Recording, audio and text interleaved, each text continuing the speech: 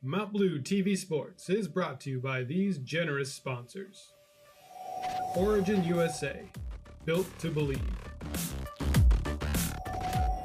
Edward Jones Financial Advising.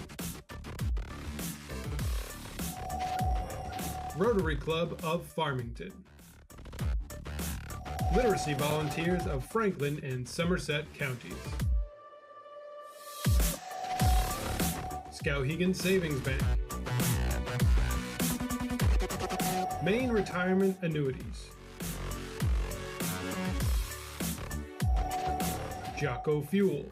Hard work, clean fuel, no excuses.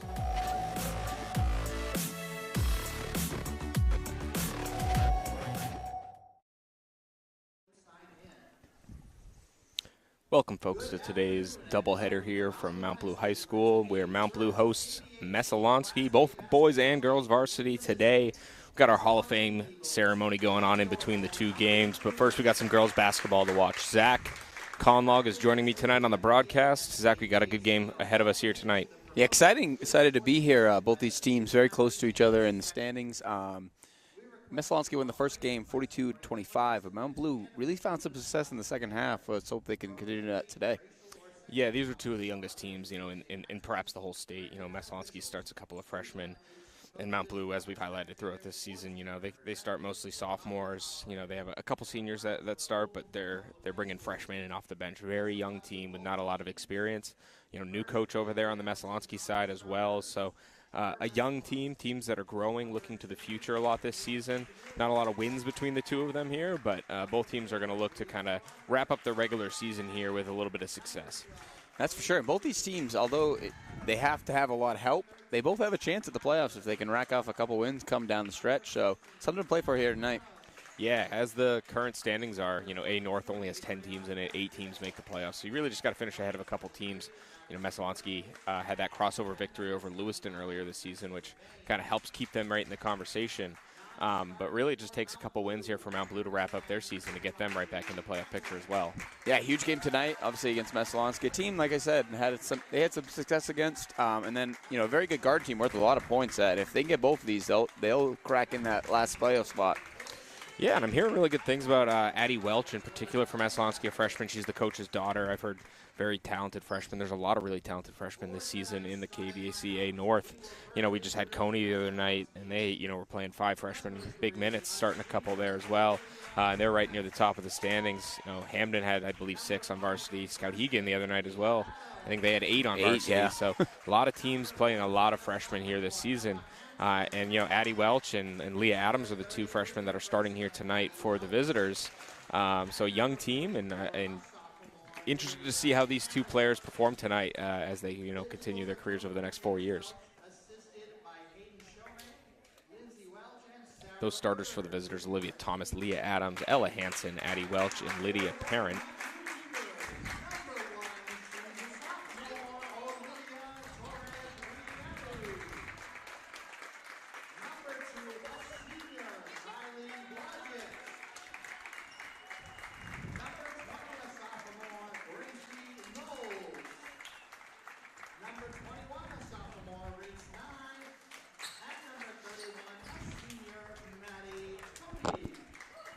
So starters for the Cougars: Olivia Torres, Reali, Kylie Blodgett, Graceland Knowles, Reese Nye, and Maddie Cody. So like we said, 3 sophomores, 2 seniors there for the Cougars, a young team.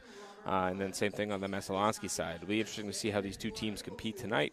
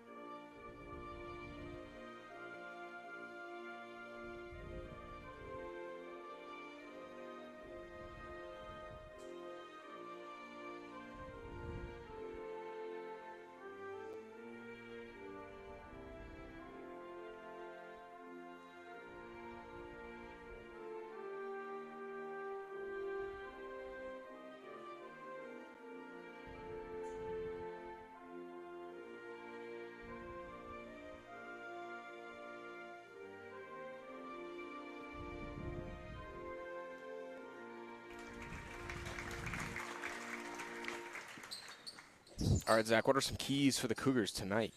Yeah, the Cougars going to have to start out this game well. They're missing Berta tonight. Jade Fitch, she is in uniform today, but she was questionable coming into this game. So they're going to have to really start fast. The bench is a little shallower than usual. Looks like they only have 5 available off the bench. So they got to stay out of foul trouble. They got to push the tempo. In that second half against Messalonskee, they started pressing. The game got a little chaotic, and the Cougars really thrived in that. Yeah, Olivia Torres Reali, especially as a player that kind of relishes in the chaos. She causes a lot of turnovers and gets a lot of steals over the course of games.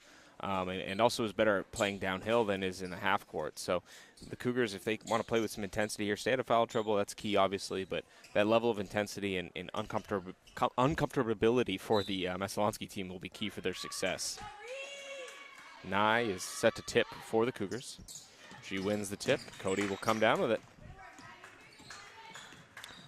Here's Cody. Swings it off to Blodgett. Cougars in their flex offense to start here. 3-pointer quickly off the mark. That one can't find the rim and will sail out of bounds. Messalonskee basketball. Yeah, I like the look. She just didn't get her feet set. She's got to be a little more patient, not just force that one up there. Yeah, might have been a little surprised about how open she was so early in the game. A lot of teams have a lot of energy early and usually are pretty good defensive intensity here. But, yeah, wide open opportunity there. Just couldn't find the rim. Cougars in their 2-3 zone start. Welch swings the ball across. Here's Hansen. Parent. Back to Welch. She gets double-teamed in the corner. Picks up her dribble. Good defense here from the Cougars early on. Great energy coming from the starters and the bench, getting involved as well. Ball comes inside to Adams and immediately turns the ball over. Knowles quickly the other way.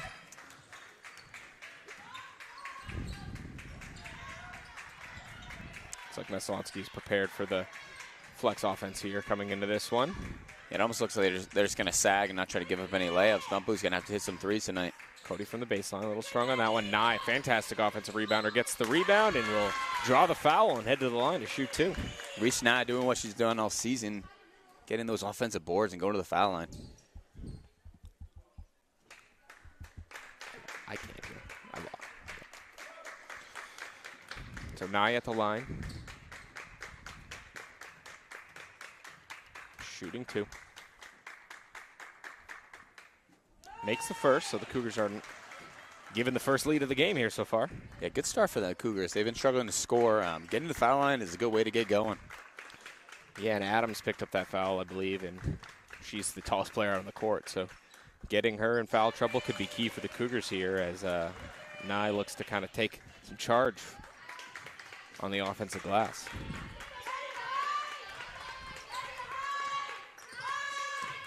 Welch. Deep three-pointer for Welch. Off the mark there, and that'll bounce out of bounds. Mount Blue basketball. Yeah, Mount Blue would live with that all day. If she's going to hit those NBA threes, I don't think she can hit too many of them. So good D from the Cougars. Messalonskee will look to press here. Cougars have done a pretty good job this season of breaking presses.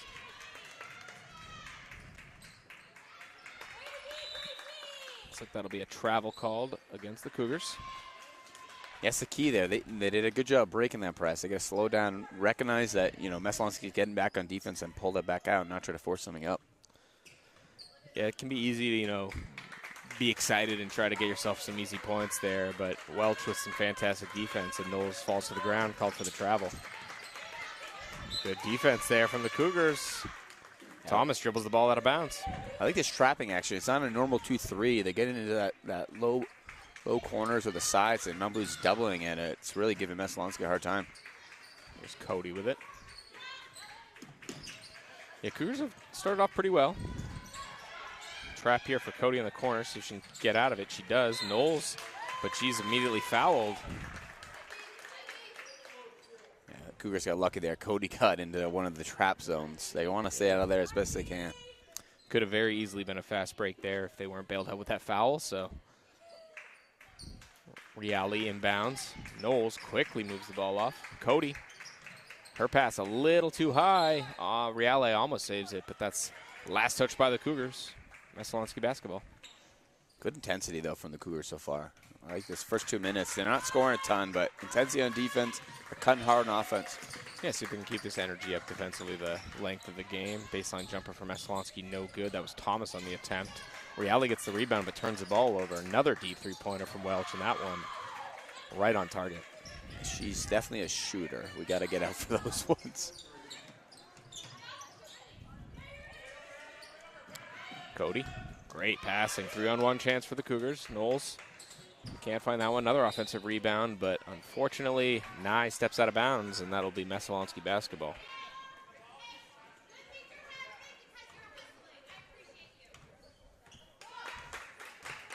Here's Welch. Parent looks to drive, kicks the ball to the corner.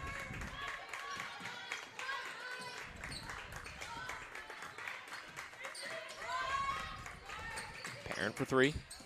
No good there, but a good offensive rebound. Another one, and Nye will get dinged for the foul there. Got to box out.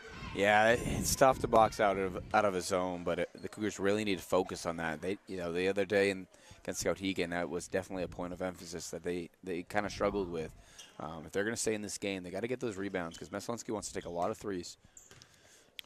Yeah, and Adams has great length and height, but Nye's definitely got some strength on her, and if she boxes her out and pushes her back there, might draw that second foul there on Adams and, have her sitting on the sidelines watching the game for a little while. Misses the 2 free throws, but Knowles gets the rebound after the tip. That'll be popped out of bounds. Last touch by the Eagles.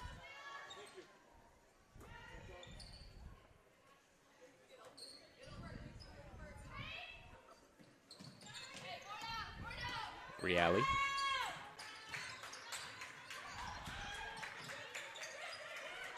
Good pass inside to Cody. Decides to dribble it back up top, though. They're trying to get the ball here to Nye. Knowles threw a lot of pressure. Bounce pass to Cody. Can't find the target. Messalonskee saves it under their own hoop, but Mount Blue can't make him pay for the mistake. Here's Welch. Three-pointer off the mark. No good there. Cody, great box out. Tips the ball off, and Nye will come up with it. And we're going the other way. Much better job there from the Cougars on that backside. Yeah, Cody will do all the dirty work out there. She's not afraid to dive on the floor and box out on rebounds. So Eagles really scouted this. They're switching everything down low. Pass inside to Knowles.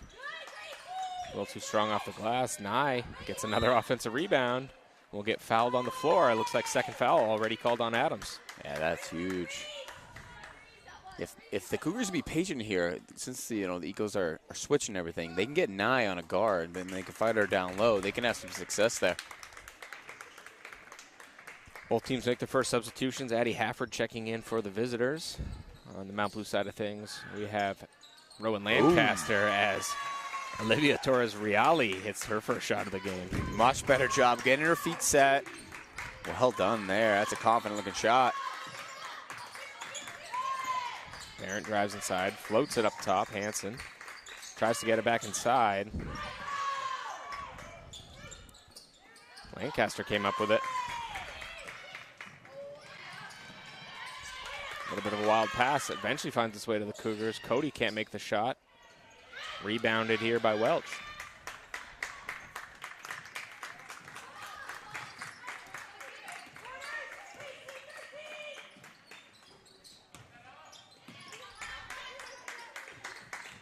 Parent. Good drive inside here from Hafford. Cougars still playing fantastic defense, though. Parent might have got away with a travel there on that one. Yeah, their intensity is just turned up another notch today. They're ready to play. Ooh, Torres-Reale gets dinged for the foul there. Almost came up with the steal. Yeah, that's what the Cougars can't afford. This lineup right now has been playing excellent. They don't need those silly fouls. There's no way she gets the steal in that play. Yeah, so that's the first foul called against Torres-Reale.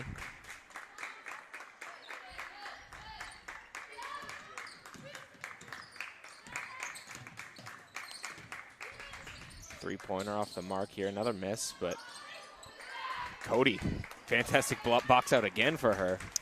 Yeah, she's not going to score a ton of points. She'll do all the little things here for the Cougars, and that's why they're up 5-3 right now. 2 minutes to go now here in this first quarter.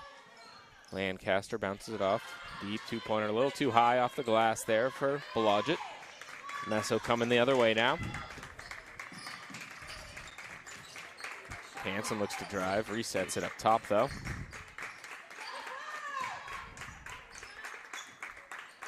Finds the inside pass to Adams. She'll look to drive. That's tough. Tough call there for the Cougars, and that will send Leah Adams to the line, shooting two. Well, the tough part is that the Eagles have shown they want to shoot a lot of three, so the Cougars are really getting out for them, and that's kind of leaving Reese Nye all by herself down there.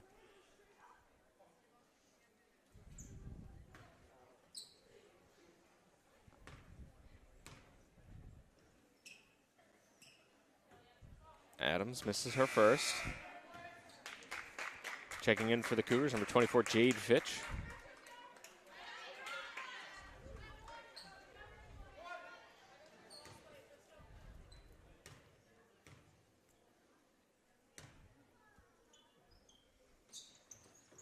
Adams makes her fourth free throw.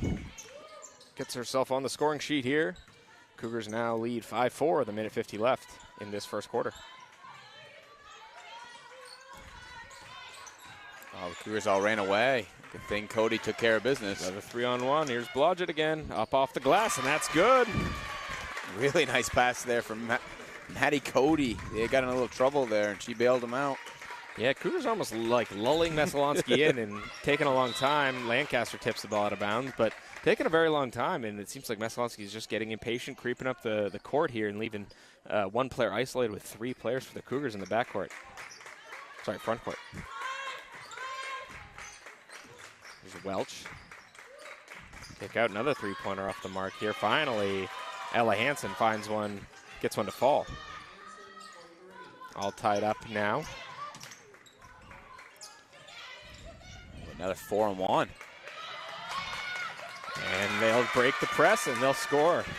Jade Fitch making an immediate impact with 2 assists. Just not a very effective press here from Messalonskee. Cougars doing a fantastic job ripping it apart. Cody. Dwaja gets the steal and flips it off to Cody here. Reale with a floater, a little too short on that one. A couple Messalonskee players hit each other. Dwaja gets the ball. Yeah. Boom, another one. Torres Reale. I like this Cougar offense today. They came to play. Coach Bessie doing a really nice job tonight. Definitely the best first quarter we've seen out of them this season. Deep three-pointer for Welch. That one finds the mark. Can't leave her open. I think NBA range we might be safe, but anything near the three-point line, she's hitting.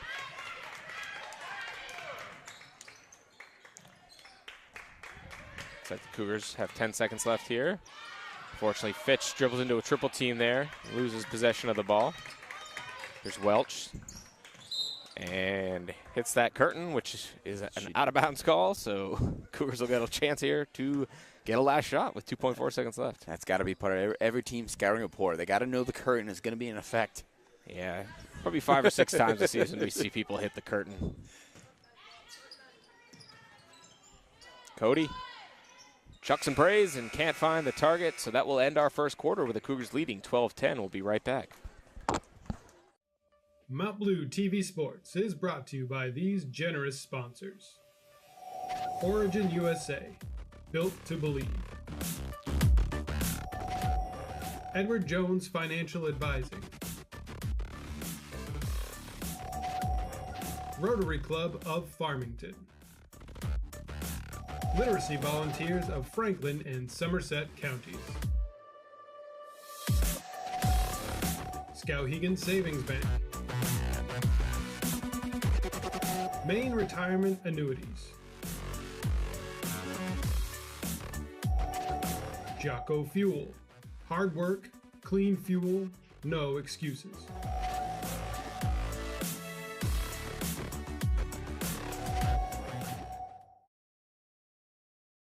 Welcome back, folks. So after one quarter here at Mount Blue High School, the Cougars lead 12-10. Pretty good first quarter there for Mount Blue. Yeah, best quarter I think we've seen all year from them. They're bringing the intensity on defense. They're pushing the ball well, and they're playing as a team. And more importantly, other than Reese Nye, they're staying out of foul trouble. Yeah, you know, they had pretty good first halves against Marana Cook and Mountain Valley, but Messalonskee's a stronger team than those two teams. And so for them to, you know, come out after the first quarter leading 12-10 against them, they have to feel pretty good about that. But now they just need to continue this performance for the remainder of this one. You know, it's usually the second half where they've struggled. So let's see if they can continue to hold on here and perform well. Good offensive rebound there from Adams on the wild shot, and she gets her first two-point basket of the game. Yeah, it looks like Messalonskee wisely goes back into a 2-3 zone. Torres Reale in the corner. Use the step back, bounces it inside the Lancaster, draws the double team, and a little too strong off the glass there, but pretty good look for her. Yeah, good strong move there. I like how she's attacking that rim. Cody with a tip. Another steal for Cody. Hattie Cody playing excellent tonight. Doing all that dirty work out there. Bounce pass inside the Lancaster, high up off the glass, and that's good. I like what the Cougars are doing in this zone. They're panning down low to Rowan. She's getting some great looks. Parent to the corner. Back up top here, Welch. Reale's doing a really good job on Welch here. She's hit those two deep three-pointers, but has done a really good job keeping her in check. Great screen there from Leah Adams there on the opposite block. Yeah, tough look there. They can't go too high up on Welch, or she'll make them pay with her passing. Shot no good there. Cody almost comes down with it. Oh, she does. She last touched by Messalonskee. So Cody's hustle play there pays off, and she gets the ball back. Looks like that'll be a timeout there for Coach Tatum Welch of Messalonskee. So good chance for us to thank our sponsors, Origin USA, Jocko Fuel, Maine Retirement Annuities, Inc., Skowhegan Savings Bank, the Rotary Club of Farmington, Edward Jones Financial Advising, and the Literacy Volunteers of Franklin and Somerset Counties. 14-14 here, 6:27 to go in this second quarter. Cougars are doing a pretty good job with this one. Yeah, like we said earlier, they got to keep the intensity up. I would imagine they're going to have to bring in Reese Nye in soon. What she does in that zone, allowing Cody to kind of be on the outside, has been really huge. So obviously Coach Bessie doesn't want her to pick up that third foul, but I would imagine a Reese Nye return will be pretty soon. Yeah, and she also gives them a lot on the offensive glass. You know, she's a fantastic rebounder. Torres Reale likes to shoot a lot of shots. Not the highest percentage shooter, but when you have Nye in the game, you know, she often gets you offensive rebounds and gives you those second chance opportunities. And so it allows you, you know, a little bit more freedom to shoot around the three-point line. So, yeah, getting her back into the game soon will be very beneficial for them. Cody. Lancaster almost left wide open there for a split second. The Eagles back into their man-to-man. Torres Reale gets the ball popped out of her hands. Welch thought about the three, draws the triple team, swings it all the way across the court. Hansen, she'll attempt the three-pointer, and she's got her second. Yeah, it's that tough part where the Cougars want to get out there on Welch, but they're trying, you know, they're having 2-3 defenders get there, and someone's wide open. Yeah, just a little miscommunication there on that end, and just trying to be a little bit better there as Torres Reale chucks up another three-pointer. That was off the glass, but another offensive rebound for the Cougars, and they somehow get out of that pressure. Floater from Reale. Too strong. Cody with another offensive rebound. Great block there, though, from Leah Adams, erasing that shot.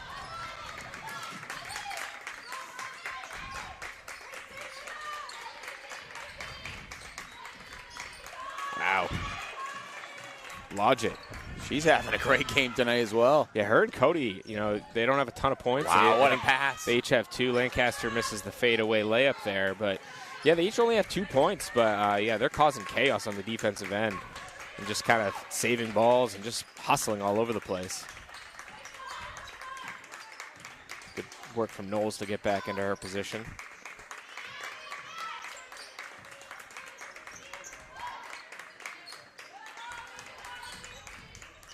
Floater, no good there. Blodgett will get it and quickly go the other way. A lot of body contact on that one, but no call made, and Welch will come down with the ball out of it. Her coach tells her to slow some things down here, let her team get a little bit more settled on the offensive end. Jump shot good for her. That's a good-looking jump shot.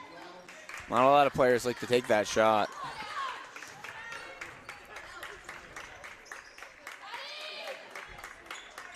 Cody in the corner.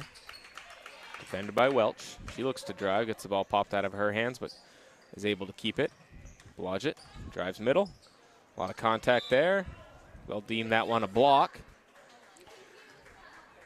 Cougars are confused. He did call it Mount Blue basketball. Yeah. Well, that's the thing. Blodgett did not get blocked there. Yeah, she got fouled there, but she did not get blocked there. But the ref gave her a little bit of a makeup call and called it off of Messalonskee. But Blodgett knew it wasn't off of her. That's why they were all heading back the other way. A really nice job there from Blodgett. Attacking the closeout. Unfortunately, just didn't get the call. Tough to score with 3 defenders on you. Lancaster. Ooh, that'll be a travel. Just got to go over that. Yep.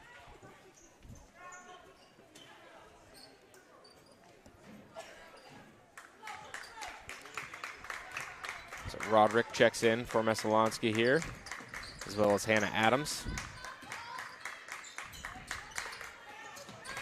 Olivia Thomas also returns to the floor.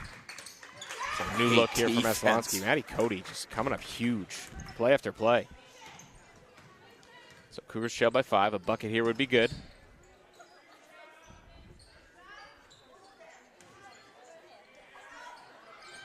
Great pass inside for Hamlin. She makes the basket in her first minute of play here. Might have been her first touch of the ball. It was. Ooh. Lucky. Another offensive rebound put back there for Leah Adams. Yeah, she's already up to 7 boards. But that's the tough part. Without Nye, you don't really have that, you know, one person in the middle. Yeah, she sat for quite a long time here, almost 8 minutes now, so I wanted to see if they're just going to save her for the second half or get her in now, because the score's going in the wrong direction with her on the bench. Reale to Hamlin. And that'll be a foul there. Only the first of the second quarter. This quarter's flying by. I know. I just looked up and I saw we were into 3 minutes. Parent checks back in for Messalonskee, and Hannah Adams will head to the bench.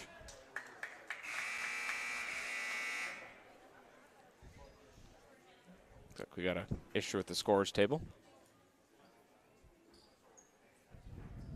Just didn't see what he reported. Yeah, didn't know who got the foul. Yeah, giving it to one. There's no number one on the floor. No number one on the roster. Risky pass there. Knowles didn't need to make that one. Thomas, great pass. Open three-pointer here. And Roderick makes him pay. Yeah, their first shot of the game. They are very good from three.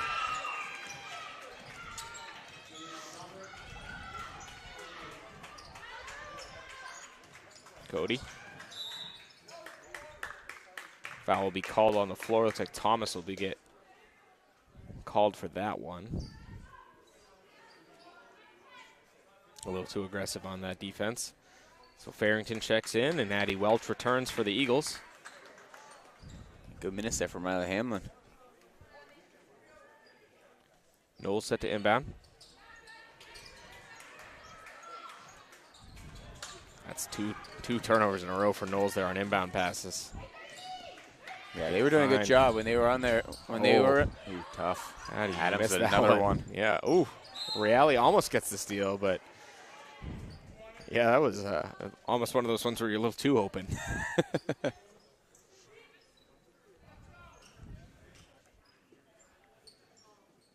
Ball's floated in. Here's Hafford. Gets the ball off to Welch. Parent dribbles into the double team and kicks the ball back out. Lancaster with the hard foul there. Every time you come down, they're going to get you on that one. Yeah, you can hear, you know the sound of hand to ball. So yeah, if you don't hear that sound, then that'll be a foul every time.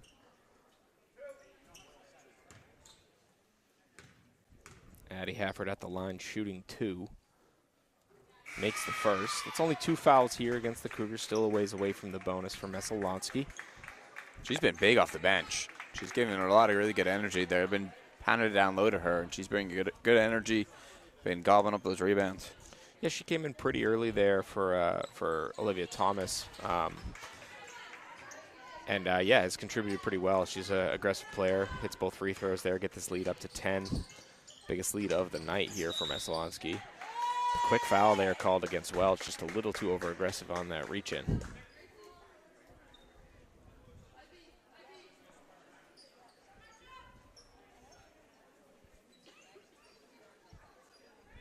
Knowles to inbound.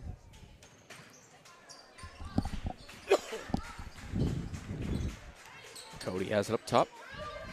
Torres Reale. Farrington faces up. Good defense here from the Eagles, though. Knowles steps into that one, gets her own offensive rebound, kicks the ball out. Reale for three. That one. Another one. Right in. That at third? That is 9 points now for the sophomore. This lead back to single digits here. Only 7 now. Still a minute left in this quarter. Cougars throw Parent around and come up with the ball here. Cody with a forced steal now. Yeah, Cody's pass a little too over-ambitious there, but luckily for the Cougars, the ball's last touched by the Messalonskee Eagles.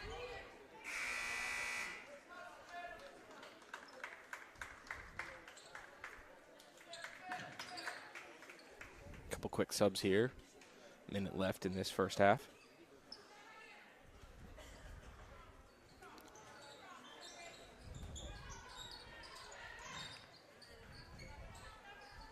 Bounce pass inside to Lancaster. Kicks the ball back up top. Step back three. No good there. Lancaster, great positioning, and she'll get that foul called, and she'll head to the line to shoot two. Yeah, really good positioning there. She kind of buried her on the post move and then resealed. Got the rebound. Foul's called against Hafford.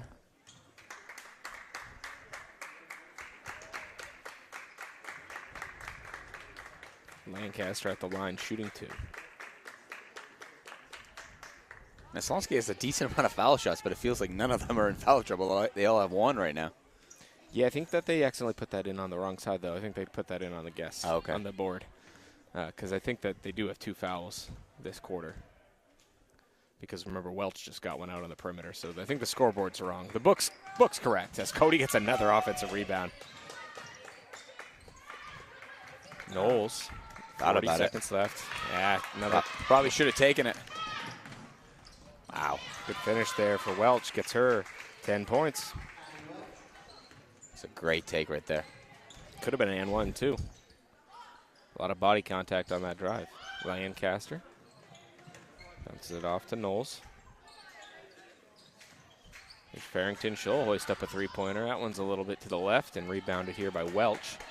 So with 15 seconds left, Messalonskee has one last chance here to get this up to double digits again right before halftime. 3-pointer. Hanson lets it fly, a little too strong. Lancaster will get the ball. Not a lot of time left. Got to be careful there. But luckily for the Cougars, they are able to prevent that last look for Messalonskee. So we will head into halftime. The Cougars trail 28-19. We will see you on the other side of halftime, folks. Mount Blue TV Sports is brought to you by these generous sponsors. Origin USA, built to believe.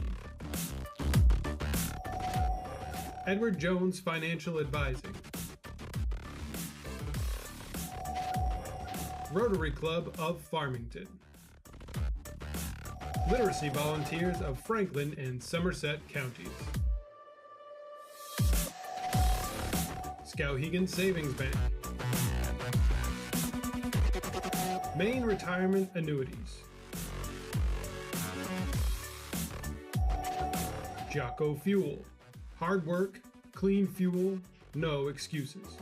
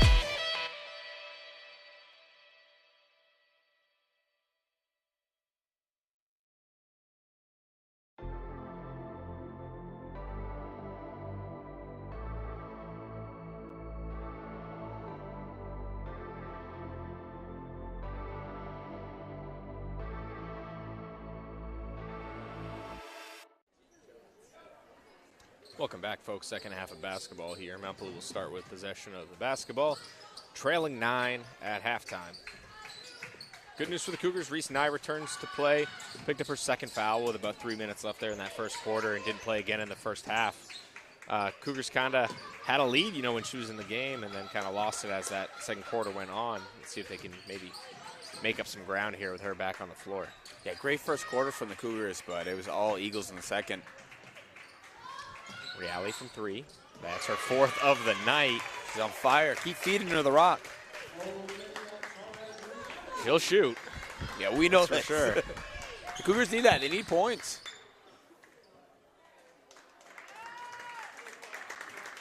Illegal screen there called against Leah Adams. It's her second foul. Just not giving them enough time to get around that. Yeah, you got to be able to let the defender see what's happening. Yeah, you ref a lot of middle school games. You see that a lot in middle school basketball. She's a freshman, so not too far removed from middle school basketball. The movie screen is one of the favorite things for players to do. That's great defense, though. Just ram right into people at full speed, and she's done it a few times tonight. That's the first time she's been called for that illegal screen. So really nice defense there from Olivia Thomas, picking up the 5-second count. You don't see that call very much in high school basketball. No, seems like a little bit of a quick count to me, but yeah, fantastic defense.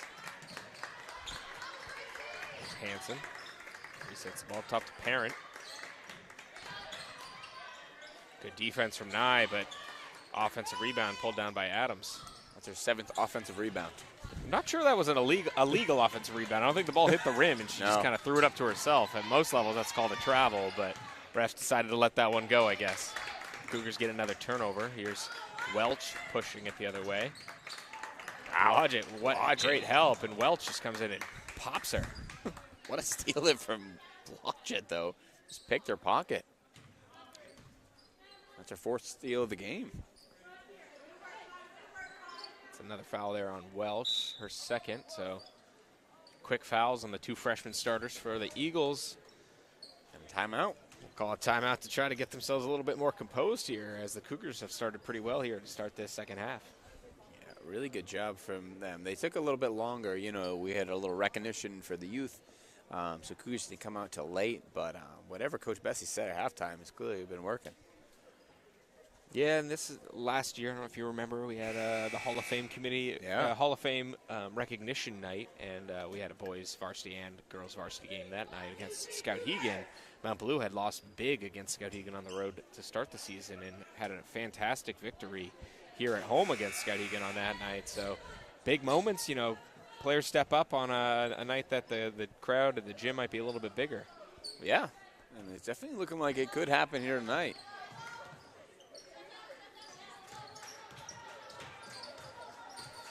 A 2-3 zone here for the Eagles. Ball last touched by the Eagles there.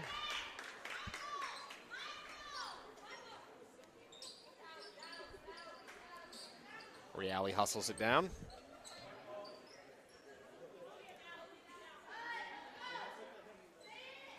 Knowles set to inbound.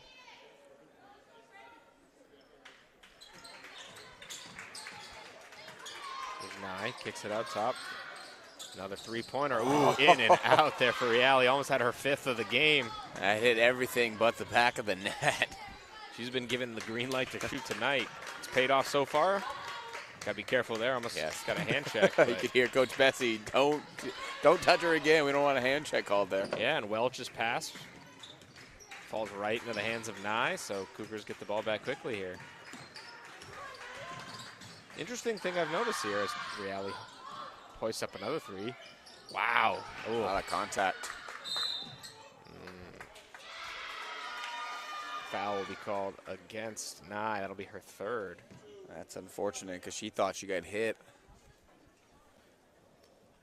But yeah, I don't know if you've kind of noticed this, but one of the referees has continued his count even when there's been some separation there. So both teams got to be wary of that. Could be easy for their 5-second count out on the perimeter. Logic good hands.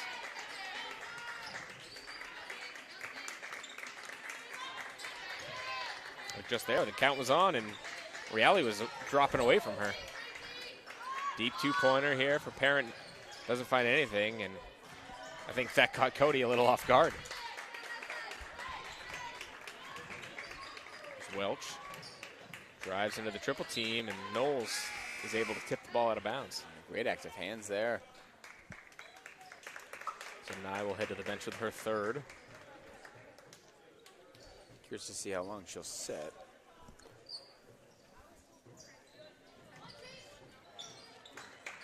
So Fitch will be the player to come on the floor with her in foul trouble.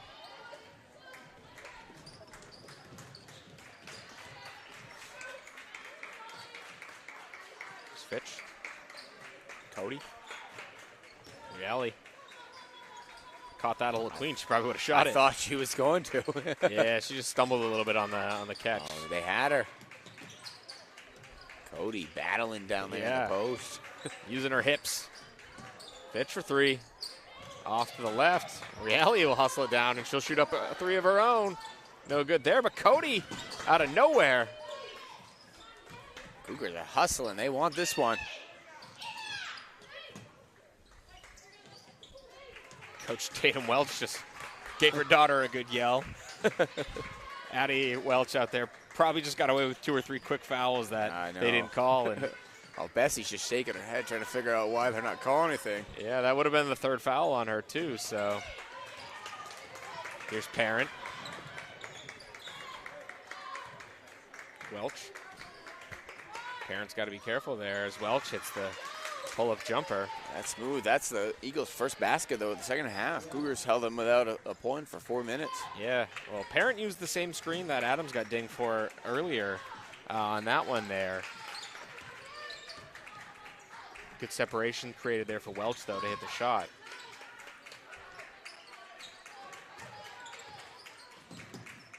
Fitch got to be careful. Pushing Adams off a little bit. Woo! Oh, that would have been nice. She's definitely got a bag. Could improve as a shot maker, but she's a fantastic shot taker, that's for sure. She gets open. Here's Blodgett. Oh, right at her.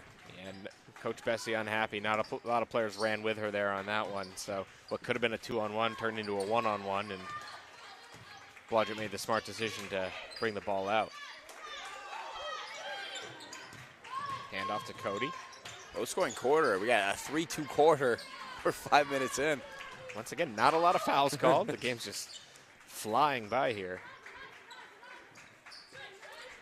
Boys game scheduled for 7 p.m. tonight, right? We might be getting out of here early. Yeah, it's only 5:15 and almost to the fourth quarter already. So, be interesting. I mean, we got the Hall of Fame ceremony going on in between the games, obviously. But great class being inducted. Yeah, always great to see. Boys might get an hour plus warm up though. Really good cut there from Cody. Get to the foul line. She makes the first. Call there by Coach to bring Fitch into the game. Yes, she has 3 fouls, but can't afford to have Nye for Fitch. Can't afford to have her on the sidelines as long as she was in that first. Yeah, good minutes there for Fitch. You know, we weren't sure if she was going to play tonight, so good to see her out there battling through it. Cody makes both, cuts this lead to 6 here. Here's Welch. Might have got away with the travel there. Ooh. Almost a steal there. Good ball movement for Messalonskee. That'll be a foul. Messalonskee's very good at helping each other up when they hit the floor. Yeah, it's good. They got a young team, so that in the future will really pay off for them. They seem like a really close group. Yeah, it's something you often see in the collegiate level and the professional level is that when a player falls, they don't get up on their own no matter what. They wait for their teammates to help them up. Not a lot of high school teams do that, but Messalonskee, very supportive of each other, helping each other up off the floor. Here's Welch. She'll drive to the left. Good finish, though. She's so dangerous off the dribble. Yeah, she had a hard time that first half of creating shots inside against the zone, mostly just shooting 3-pointers. But the second half, she's done a much better job of creating her own shot. She went to that pull-up, and now the Cougars are trying to take away, and now she's getting right to the rim after that. I like this play, though.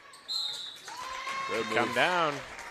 I love when they do that. You know, you reach down and hit them on the arm, and then immediately get your hand up. And like, what do you mean? My hands were up the whole time. No way. But this is what the Cougars, I think, need to do. They got to get down low to Reese Nye. You know, get Adams in foul trouble. That's her third, and then maybe it'll open up for Torres to hit some threes.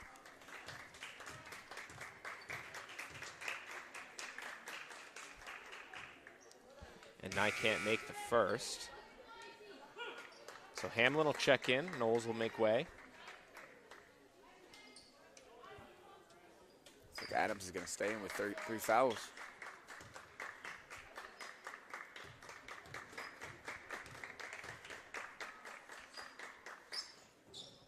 Misses them both.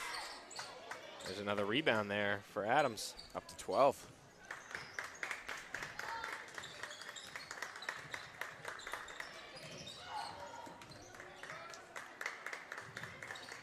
Good save there, but Cody will tip it out of bounds. So 90 seconds left here in this third quarter. Cougars trail by 8. So they're switching into their 1-2-2. Reale almost gets the steal. Ooh, nice trap here. That will be a timeout there for Coach Welch, and another chance for us to thank our sponsors, Origin USA, Jocko Fuel, the Maine Retirement Annuities, Inc., Skowhegan Savings Bank, Rotary Club of Farmington, Edward Jones Financial Advising, and the Literacy Volunteers of Franklin and Somerset counties. Pretty good second quarter here. You know, it's kept it close. Not a lot of scoring, obviously, but both teams defending very well. It's tough that second quarter really affected the Cougars as they fell behind. Yeah, looking great. You know, the first and third quarters have been excellent from the Cougars. It's that second one, they fell behind. But, you know, we got a lot of time left, 9 minutes and 30 seconds left in this game. You know, Cougars keep getting down low, maybe get Adams in foul trouble. She's been, you know, excellent on the board for them. They can have a lot of success, and they just got to hit some shots. Yeah, I do think that they don't want to head into the fourth quarter with the lead at 8 or more. You want to get it back to 6 or hopefully even less by the end of this quarter. But there's worse places to be in than trailing by 8 here with the game still within reach, you know? Yeah, and good job from the Cougars fighting here. You know, they could have went away. You know, that second quarter obviously didn't go their way. They came out well, in the second half. They responded well. They made a few adjustments here, switching up their defenses. And that trap has been working. If they can find a few more ways to get some traps, get some easy steals, and get some points in transition. Yeah, and if Reale can hit another 3 here, you know, just helps things out there. Makes them, I don't know if you've seen a few times this quarter especially, they've been throwing 2 players at her every time she's getting the ball. And that's just going to open up more opportunities for the rest of the players out there. Even if she's shooting 3s and missing, you know, there'll be offensive rebound opportunities for Nye and Cody and those other players who've been hustling as another steal and turnover for the Cougars. Good take. Yeah, just a little wild there at the end. Did a good job to recover after the ball got tipped out of her hands. 3-point attempt here for Hansen. No good on that. And Cody will hustle after it. She gets nailed from behind. No foul called, though, and that'll be a turnover for the Cougars. Cody up to 8 rebounds. Coach Bessie lets the refs hear it. Didn't lose the ball by herself. That's very true. She caught it. Lydia Parent just popped her right in the back, and ball falls out of bounds. But if you're not going to call it a foul, I guess it's got to be out of bounds off the Cougars there. And Coach Welch wisely takes out Adams, which is to pick up her 4th. There's Welch. Drives inside, draws the triple team, and misses the layup. Cougars ball with under a minute to go here. Coach Bessie tells him to slow some things down. There's Reale.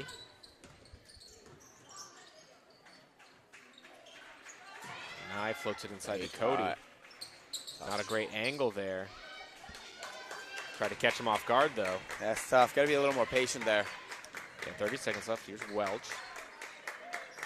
NBA range 3 for her. That one's short. Maybe just an inch outside of her range. Quick foul there called. So I believe Blodgett will head to the line to shoot 2 free throws here with 20 seconds left in this quarter. That's big. Blodgett's been good from the foul line here. Good way for the Cougars to chip away at this lead. Foul was called on Roderick. Her second, team 5th, so Blodgett will shoot some free throws. And hats off to Griffin Mayhew over there, running the clock, keeping the refs, letting them know, hey, that's their 5th foul. He's done a really nice job here communicating with the refs.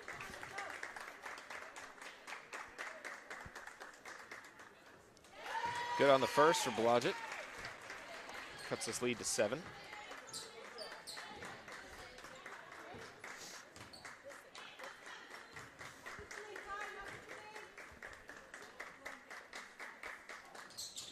Splits them.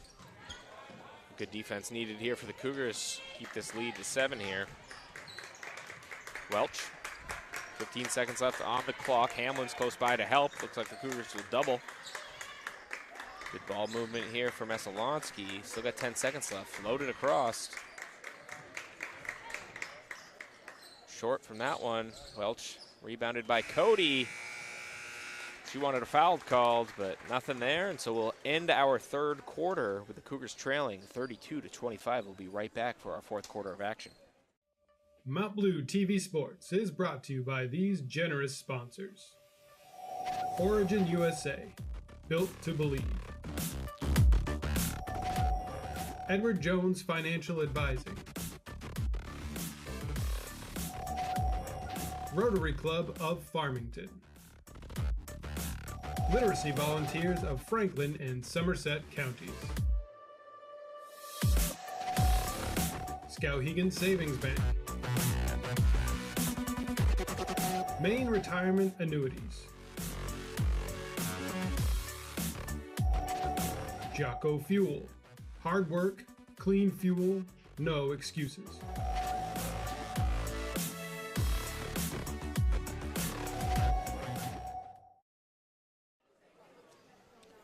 Welcome back, folks. Last quarter of action here. 8 minutes to go for the Cougars to try to make something happen and get themselves right back in this one. Only down 7. Yeah, really good quarter there from the Cougars. They came out well. You know, they got a little cold there in the middle stretch, but they picked it up in the late in that quarter and found themselves only down 7. Still, that second quarter with Nye in foul trouble really is what has done them in. Had she been healthy, or not healthy, not in foul trouble, yeah, this could be a complete different story. The Cougars have won basically every minute that she's been out on the floor. Yeah, yeah, her and Cody. Cody, I don't think has come out of this game either. So, yeah, Cody, Torres, Reale have played, I believe, the whole length of the game. So, yeah, the three of them, when those three are out there, their plus minus has been really impressive. But we got to see if those guys out of foul trouble. That'll be a backcourt violation on Messalonskee. Looks like the referees didn't quite agree at first. One of them thought it might have been tipped, but it was called a backcourt violation. So Blodgett set to inbound for the Cougars.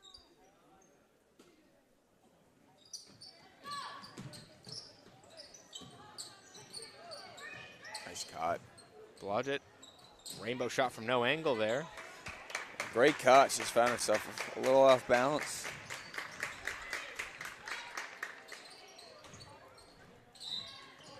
Really good closeout there from Torres. Knowing to get over that screen, get a hand up, because if you leave Welch open, she's draining that. Torres Reale brings the ball up, bounces it off here to Nye. They've liked this action today. Farrington thought about the three. She'll drive. Great screen Great there play from Cody, and Farrington gets her first 2 points of the night. Gets his lead down to 5. Really good decision there. She attacked that closedown. Great shot fake. Cody really cleared the space up.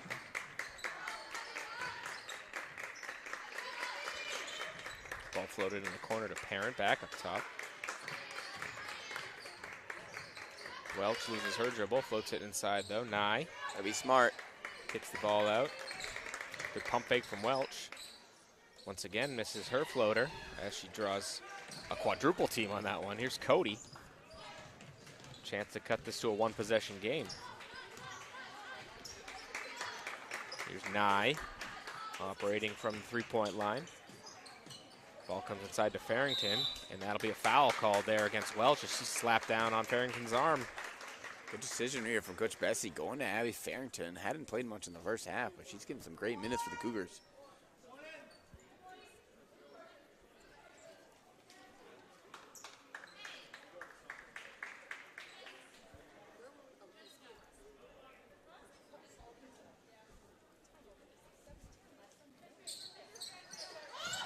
Blodgett shuffled her feet there, and that'll be a turnover for the Cougars. Got to shoot that. Don't hesitate.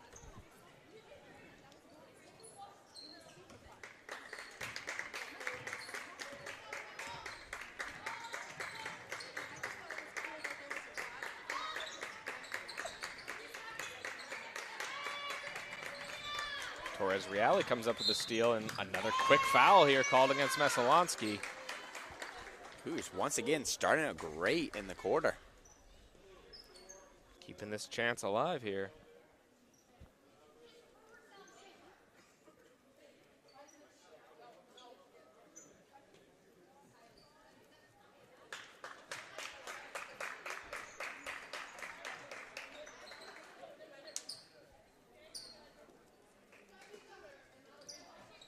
Messalonskee in a little foul trouble now. I got 3 players now with 3 fouls.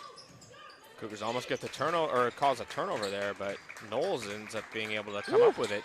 Reale with a step-back 3, and that is her 5th three-pointer of the game. He cuts us to a 2-point lead now for the visitors. Wow, Olivia Torres putting the team on her back. 3-pointer off the mark for Parent. That one's no good, but offensive rebound for Messalonskee. Nye didn't want to risk her 4th foul on the they need her on the court there, but Welch with another turnover there. Here's Reale. She'll draw the foul and will head to the line with a chance of tying this one up. And her energy, she's Much better job for her today. Usually she gets in a little foul trouble. She's not fouling. She's been on the court. She's been involved. Great job there from Olivia Torres.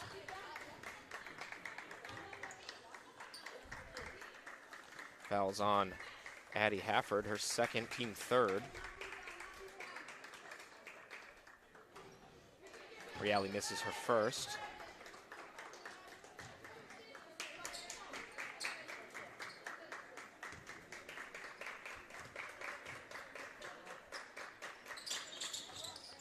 Misses them both. Parent comes down with a rebound. 5 minutes to go here. Cougars trail by 2. Great defense from Reale. Parent thought about another 3. Kicks it out instead. Cougars doing a great job. Eagles just can't get any open looks here. They're running them off the 3-point line.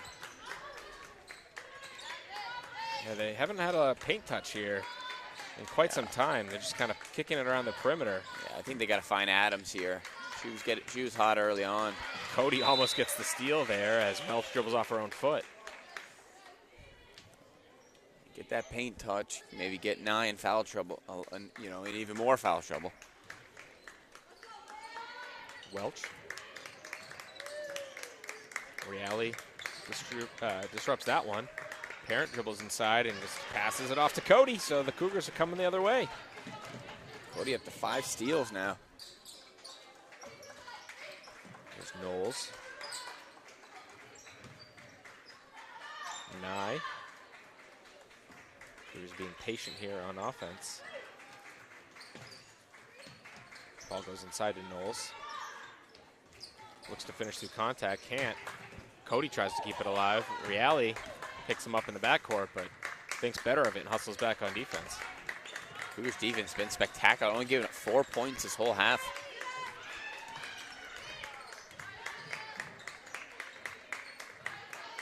Bounce pass back inside to Hansen. Nye with some good defense, but another offensive rebound and putback from Leah Adams. She's been quiet in the second half. It's her first point. They haven't been giving her the ball. No. More fouls than points here, I think, in the second half. I think so. But good for her to finally get back involved happen with the when game. she has it. She's up to 15 rebounds right now. Cody's pass just a little too high.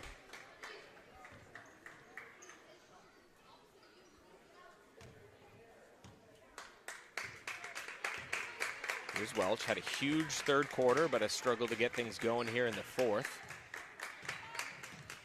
Reale picks her up close to the half-court line. Dribbles into a double team. Resets the ball back up top. Hansen picks up her dribble, has to reset it up top to Adams. Ooh. Tough, risky steal there, but another offensive rebound for Parent. She'll get the ball in the corner. Wide open 3. Way too strong on it, though, but unfortunately for the Cougars, Blodgett can't come down with that and goes out of bounds. Last touch by the Cougars.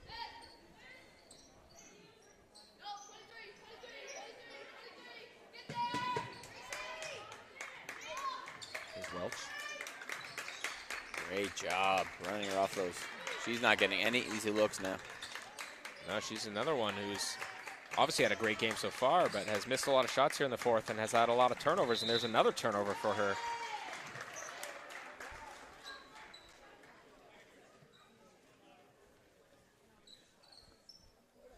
Cougars ball, 2:47 to go. Here's Knowles. This action's been great for the Cougars all day. Floats it into Cody. She's got Reale on the opposite side, and Yes. she'll find her. 3-pointer off the mark, no good. Knowles gets a tip on it, though. Eventually falls to Adams. Coach Bessie thought there was a foul on that one.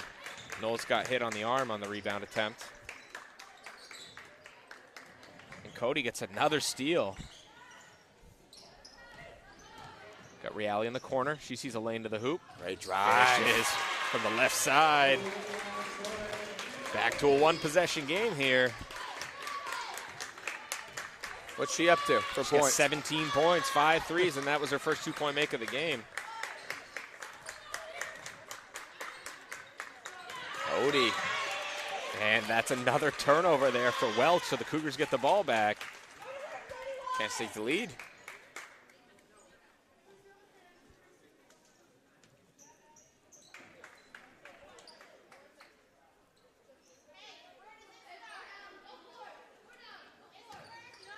Knowles. Good hands there from Thomas, but Cougars still come up with it. They had Torres. Oh, good cut. Oh, Blodgett got to go up with that. They want the lead. Three-pointer. A little too strong there. Rebounded by Nye. Great She pass. finds Cody. Ties up the game for the Cougars. The Cougars just will not go away, and they are tied back up. What a performance here in this fourth quarter from the Cougars to get themselves back in. They were down by 7 to start the frame, and they've tied it back up here with just over a minute left to play. Cougars look to double with Thomas on the ball, and her pass. Wow, thrown off the baseline. Cougars get the ball back here.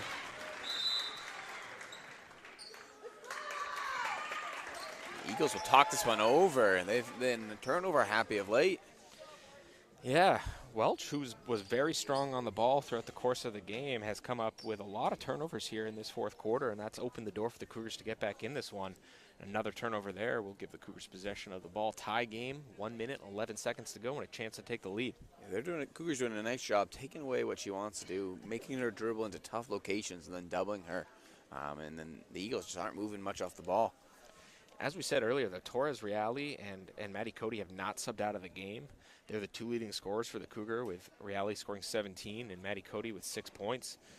Just kind of doing everything here tonight for them. They're not typically players that play the whole length of the game without a sub, so showing great endurance against a competitive Messalonskee team here and kind of giving the Cougars a chance to steal a victory. Yeah, late in the season, you got to have people step up. If you want to make that playoff spot, these are these games you got to win. You got to have players step up, and the Cougars have had those two really give them some great minutes, both offensively and defensively.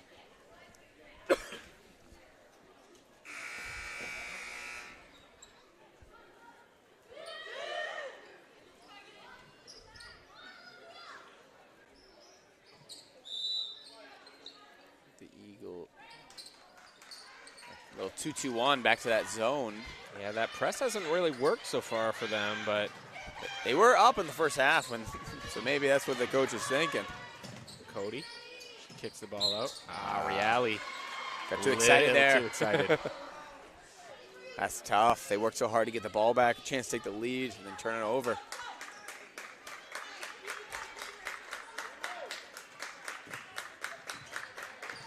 Less than a minute to go here. Great way to start Hall of Fame now. We got an exciting game. Yeah, losing double digits on the road to Messalonskee, and now here with this one. Nye probably could have pulled that one in, but. And that game wasn't as close. You know, Cougars really came back in that fourth quarter, so it could have easily been, you know, a 20, 30-point game, but Cougars have come to play today. Yeah, great improvement over the season for Bessie's team here. You know, as we've highlighted many times, very young, not a lot of experience in the varsity level here, but you know, the season's a long one, and they've gotten better as it's gone on. Looked good there, but no good on the shot. So Welch misses the three short, but Leah Adams comes up with another offensive rebound, and we'll head to the line. Have to shoot two. That's her 10th offensive rebound alone.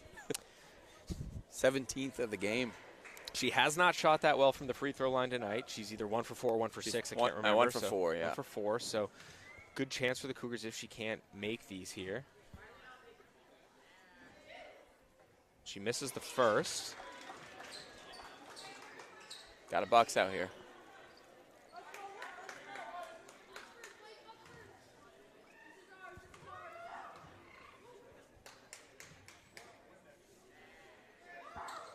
Splits them, so the Eagles get the lead back here with 36 seconds left now. Can't panic here. They're going to have time to get a chance to get a shot off. They got to keep hold of the ball. There's 9. Plenty of time left. And good decision there from Coach Bessie. Yeah, Coach Bessie, I was worried that she wasn't going to call a timeout there. No, but she was just waiting for them to get him to get over there. Good decision. Get into the front court here.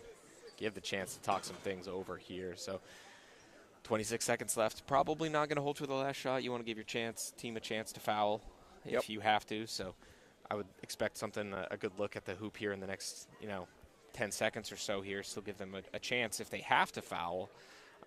But, if Reale gets open for 3, you got to expect her. She's got to shoot it. I like that back screen action they've been doing when they get Nye up top and then Cody goes. I wouldn't mind them seeing that action, maybe get Cody to the foul line. with a chance to win. And if she doesn't have the shot, yeah, we got Torres in the corner that we can kick out, and maybe to win it that way. Yeah, and actually, that's what I was going to highlight, that getting the ball, getting a paint touch is probably the most important thing. You got to get the ball inside here, because Messalonskee has been known to, they have collapsed inside here and opened up those kick-out opportunities for the Mount Blue Cougars here. And, you can either pull a three-pointer there or attack the closeout and get yourself to the hoop. So a lot of options here for the Cougars. Their chance to be a little unpredictable with this one. See if Bessie called up a good play here. So the Eagles went to a zone. Good decision there from Coach Welch. Throws off whatever plans the Cougars maybe had. And Coach Bessie will call another timeout there. She saved up throughout the course of the game here. Wasn't prepared for that zone, I don't think. So that's the tough part, and hats off. Coach Welch in her first year here with the Eagles, but really smart decision there. Get into a zone that way. Whatever the Cougars had planned didn't work. And now we got even more mind games, I'm sure, being played. The Eagles could stay in that zone. They can go to man. We'll see what they do. Yeah, and Coach Bessie just has to get them prepared for either option here. If they're going to be in a man-to-man, have something ready to go. If they're going to be in the zone, you just got to make sure you can get a look here. They still got plenty of time left. She doesn't want to have to burn another timeout, though, but because if they do miss and foul and get down by 3, you're going to want to be able to drop a play to get yourself a three-pointer.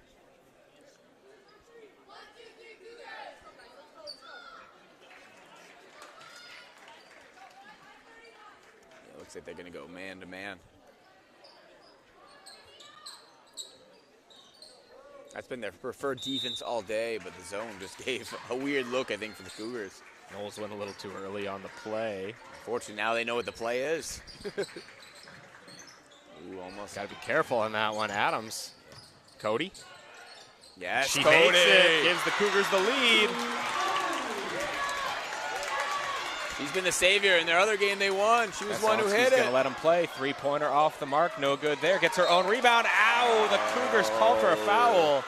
So we'll get some free throws at the line for Lydia Parent here with 1.7 seconds left in this one. Great job from Parent. You always hear, follow your shot. Everyone else was looking at the ball, and she came in. But fortunately for the Cougars, she has not taken a foul shot tonight. And this is a lot of pressure with the game on the line.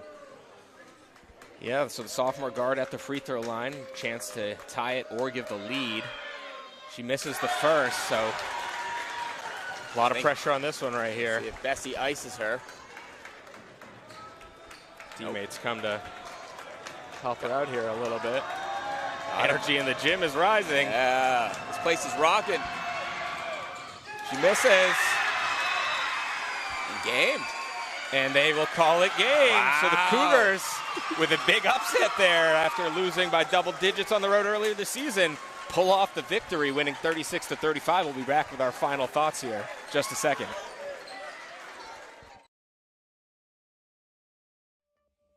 Mount Blue TV Sports is brought to you by these generous sponsors. Origin USA, built to believe. Edward Jones Financial Advising. Rotary Club of Farmington. Literacy Volunteers of Franklin and Somerset Counties. Skowhegan Savings Bank. Maine Retirement Annuities. Jocko Fuel. Hard work, clean fuel, no excuses.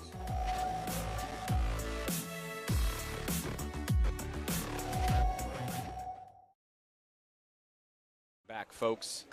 After the end of that one, the Mount Blue Cougars, with a great victory, they came back and won 36-35. What a fourth quarter for Mount Blue. Unbelievable. A lot of Cougars, they were coming into this game at 1-15. They could have gave up today, but they were down and they did not give up. They slowly battled back. Their defense spectacular. Only gave up 7 points that whole half, and then Maddie Cody to the rescue. What a play there. Yeah, their defense on Addie Welch there in the fourth quarter was fantastic. Addie Welch, fantastic player, only a freshman, hit some huge shots in the first half and the third quarter, held to nothing in the fourth, had 5 or 6 turnovers there in the fourth quarter as well. And that was a huge reason why the Cougars, held on to win that one. Lee Adams as well. This Messalonskee team's got a bright future. 2 freshmen really led the way for them. But the Cougars did a really good job of keeping those 2 players in check in that fourth quarter, and that's a big reason why they held on to get the victory. On the Mount Blue side of things, they had some good scores tonight, really balanced on the score sheet. So Riley Hamlin with 2 points. We had Reese Nye with 2 points, Abby Farrington with 2 points, Rowan Lancaster with 2 points, and Kylie Blodgett with 3.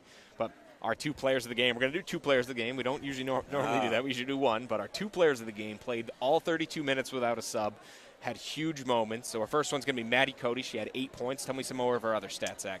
She also had 9 rebounds and 7 steals, so fantastic performance from her. Just fantastic senior leadership out there, keeping the team composed, fantastic defensive presence out there. And then our other player of the game with 17 big points, Olivia Torres-Reale, 5 3-pointers, just an all-around great game for her.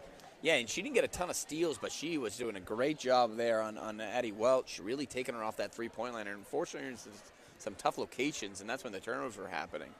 Yeah, so just an all-around great game by the Cougars, keeping their playoff hopes alive for them as they wrap up the season on Tuesday. So that will do it for us for our first game here. We do have the Hall of Fame ceremony coming at between the 2 games, and then the boys' game, which is scheduled to start at 7. I'm not sure if they're planning to start it a little bit earlier. Yeah, they got the timer up there for 12 minutes before this ceremony starts. So I think they're trying to get it back on schedule there, but that game did fly a little quick. Yeah, so if you're planning to watch the game at home, just keep your eye on the stream because it might be starting a little early. We don't have the exact start time for that one. So just be prepared no matter what. But we'll be back shortly for our coverage of the boys' game against Messalonskee, so stay tuned.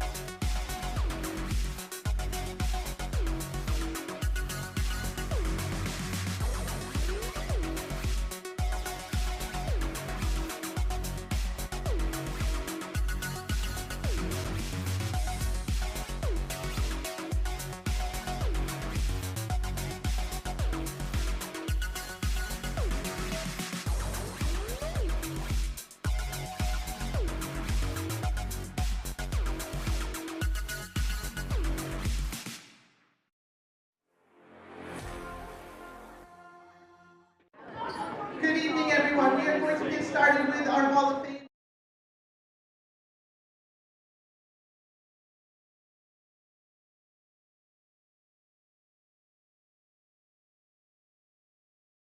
Congratulations on your win.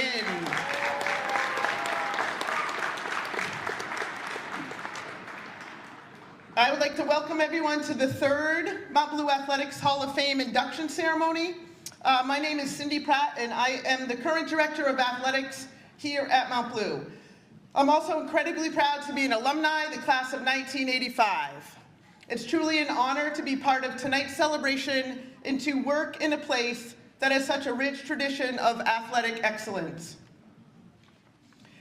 Mount Blue High School, founded in 1968, has seen 57 years of triumph, perseverance, and incredible teamwork. As we sit here tonight, we get the chance to reflect on those moments and celebrate how far we've come, not only by honoring those who've contributed to our past, but also by cheering on the present generation of athletes.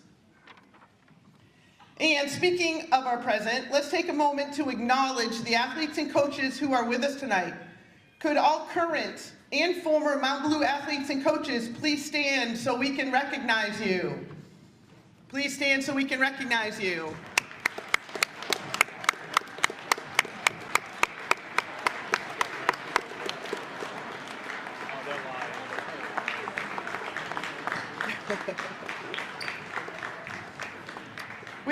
Your dedication to the school and to each other is what continues to shape the legacy that we celebrate tonight.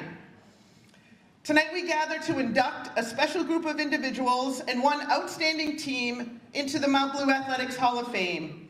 Their records, their leadership, and their relentless commitment to excellence will live on as a lasting part of our history. I would like to take this opportunity to thank the Hall of Fame Committee for all the time they've put into meetings, gathering information, contacting inductees, tracking down statistics, and preparing for tonight's event. These members include James Black, Liz LeClaire, Darlene Yetton Nelson, Griffin Conlog, Roger Boldick, and Student Representative Callie Judkins.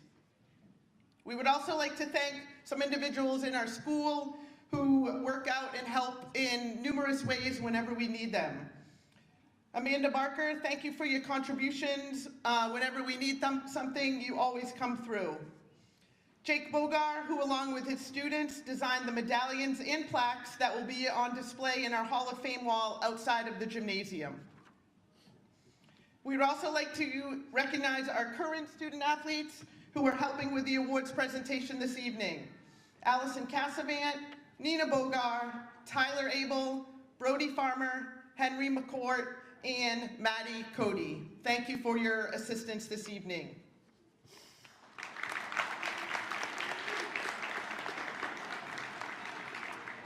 And lastly, I want to thank our Hall of Fame sponsor, Origin, and more specifically, Pete and Amanda Roberts, for helping make this all possible.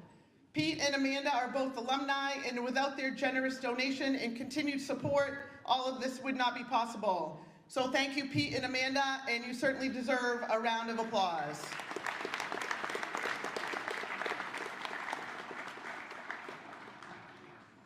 All right, and now for our inductees. We will start with the contributor category, and Roger Boldick will do this induction.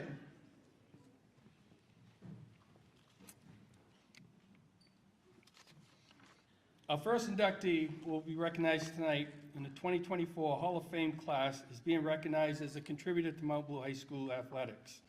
This category best fits Randy Cook, as he has contributed to our athletics community in countless ways. Randy is a 1966 graduate of Farmington High School. Shortly after graduating from Southeast Missouri State in 1970, he returned to his hometown to help make an impact on the people of this community. In his 43 years of service at Mount Blue High School, Randy served in many different roles. He spent 15 years as a classroom instructor, coincidentally completing his student teaching with Mount Blue Hall of Famer of the 2022 inductee, Bob Stevens. He would go on to serve 18 years as an assistant principal, as well as 10 years as an athletic director. In his time as athletic director, he served as both KVAC president and chairman of the KVAC cheering committee. As a coach, Randy made an impact across a wide variety of sports, coaching for nearly 30 separate sports seasons. Excuse me. He spent 2 years as an assistant coach with a baseball team, 8 years as an assistant basketball coach, and more impressively, 17 years as an assistant football coach.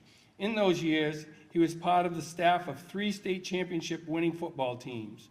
Randy is a walking encyclopedia of the history of Mount Blue athletics and has been an invaluable resource to the Hall of Fame committee. We thank you for your service, Randy.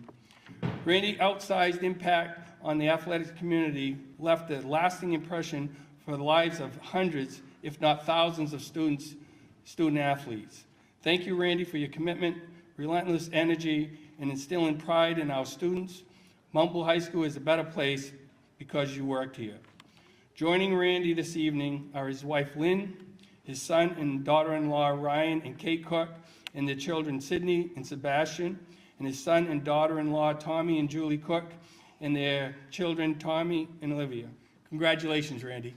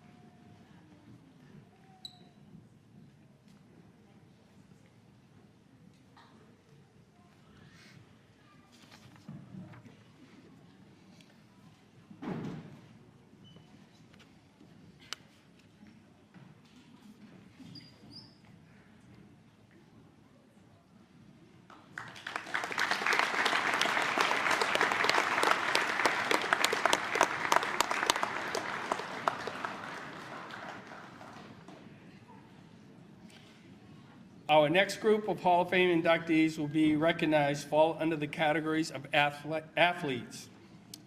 Our first athlete recognized this evening is Hannah Bogart-Perush. Hannah was an incredible, successful skier at Mount Blue High School, graduating in 2001. She was a 4-year member of the Nordic ski team. In her years at Mount Blue, the ski team won the state championship every year. Hannah spent much of her time skiing and training at Tickham Mountain, even skiing home in the dark from practices on most nights. Her hard work and dedication to the sport not only helped the team win 4 state championships, but also resulted in an individual state championship in both the freestyle and classic for Hannah during her senior year. That championship high school season, Hannah crossed the finish line every time she raced. That was pure dominance. She would go on to compete in the Junior Olympics in Michigan, where she would finish 7th in the nation for freestyle sprint. Hannah was also a 4-year member of the girls soccer team at Mount Blue, where she was team captain her senior year. Hannah is recognized by many as one of the most accomplished skiers in the school's history. Hannah is currently a nurse case manager at Heart of Rockies Regional Medical Center in Colorado. Joining Hannah this evening are her parents, John and Marty Bogart, her brother and sister-in-law, Jake and Caitlin Bogart, her nephew, Levi, and her niece, Nina Bogart. Let's have a warm round of applause for Hannah.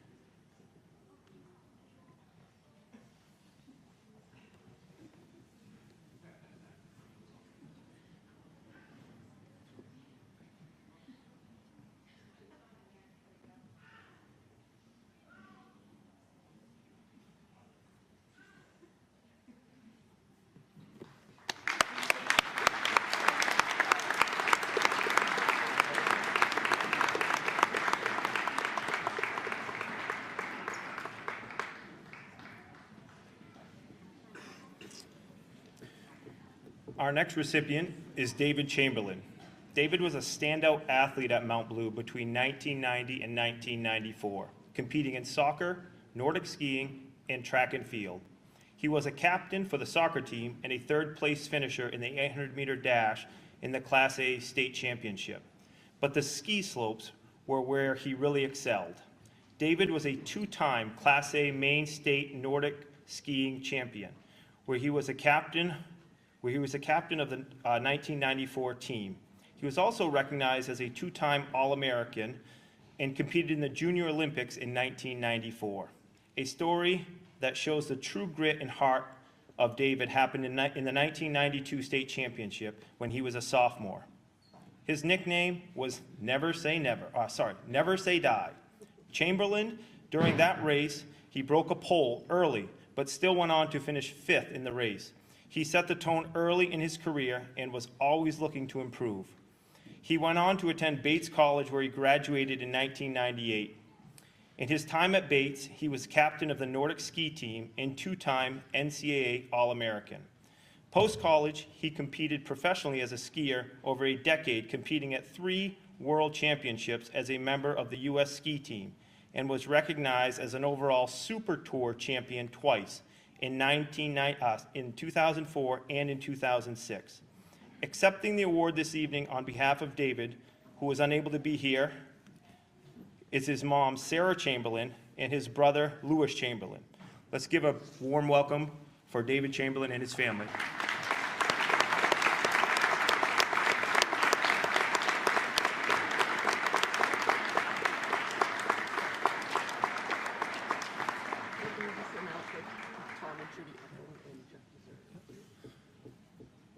Joining them at midcourt is Tom and Judy Upham as well, longtime ski coaches, and Jeff Meserve, a longtime Mount Blue ski coach. Let's give them a round of applause as well.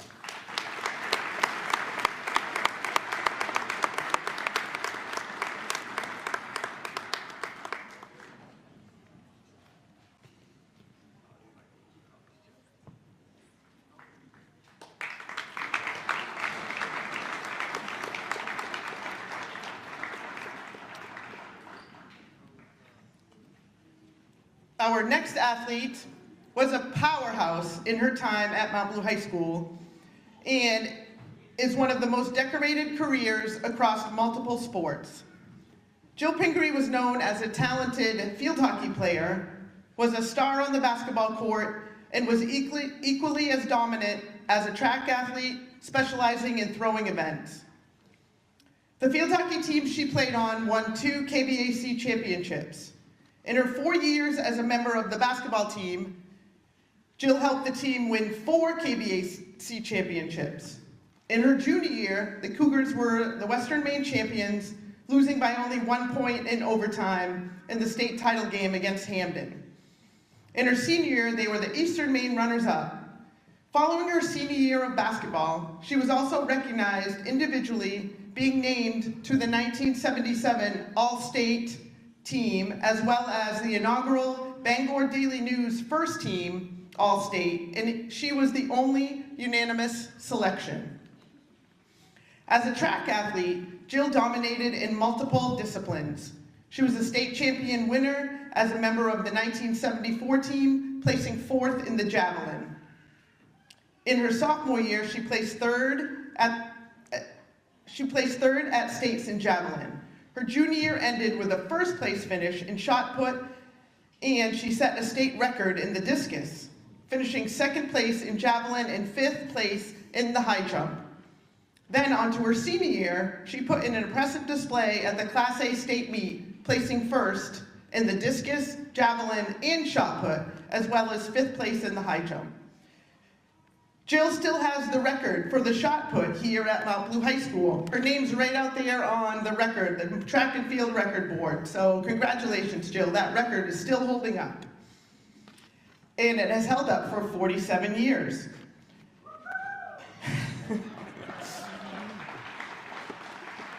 She was a member of 3 KBAC championship winning track teams at Mount Blue and also placed or won in multiple events individually. At the age of 16, Jill was recognized as the top-ranked discus thrower in the country for her age group. At the conclusion of her senior year, Jill was recognized with multiple awards, including the Barrows Best Athlete Citizen Award, the Farmington Oil Best Athlete Award, and the Best Athlete Award from Franklin Savings Bank. She would go on to be a multi-sport athlete at Bowdoin College, where she was an All-American in discus and an MAIAW All-State First Team selection in basketball. She would continue to make an impact after college as a coach, coaching at Morse High School and Carrabassett Valley, as well as a youth basketball coach in the U.S. Virgin Islands, where she would coach future NBA star, All-Star, Alea Boston. Jill's exceptional talent, unwavering dedication, and versatility across track and field, basketball, and field hockey have etched her name into the legacy of Mount Blue athletics, inspiring generations to come. Joining Jill this evening is her high school field hockey coach and fellow Hall of Fame member, Coach Gene Sickles. Let's have a round of applause for Jill Pingree.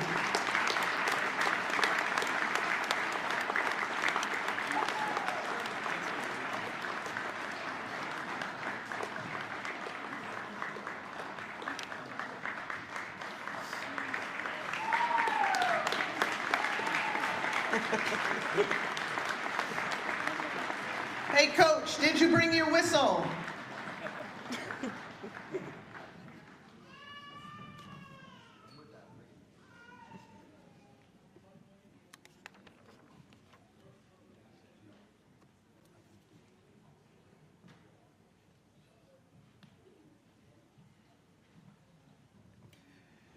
Jill also has a contingent from the class of 1977 here this evening. So with the class of 1977 who are here with Jill, stand up so we can celebrate you as well. Thank you for supporting Jill in her induction this evening.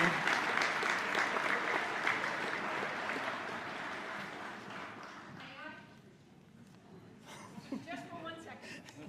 This is for Jean. Okay. Okay. The reason I asked Mrs. Sickles to join me is because she used to fill this gym with people that might not have liked phys ed. They might have felt awkward in their bodies or not comfortable being in public. But she had a gym show where people were welcome. So for every young person and old person in this gym, by the way, Mrs. Sickles at the age of 90 was still playing tennis, and she bowled competitively until the age of 70. So my message to all the young people in here is you can do it, whatever you want to do physically for life, whether it's dancing or helping younger people than you. And that's all I would say about our great role model, Mrs. Sickles. She's a great example for all of us. So stay active. Have fun, use some self-care in your life. Stress is affecting everybody, so exercise is a great way to do it, whether you're just walking in the park or playing for a championship. Thanks, everyone. Thank you, Jill.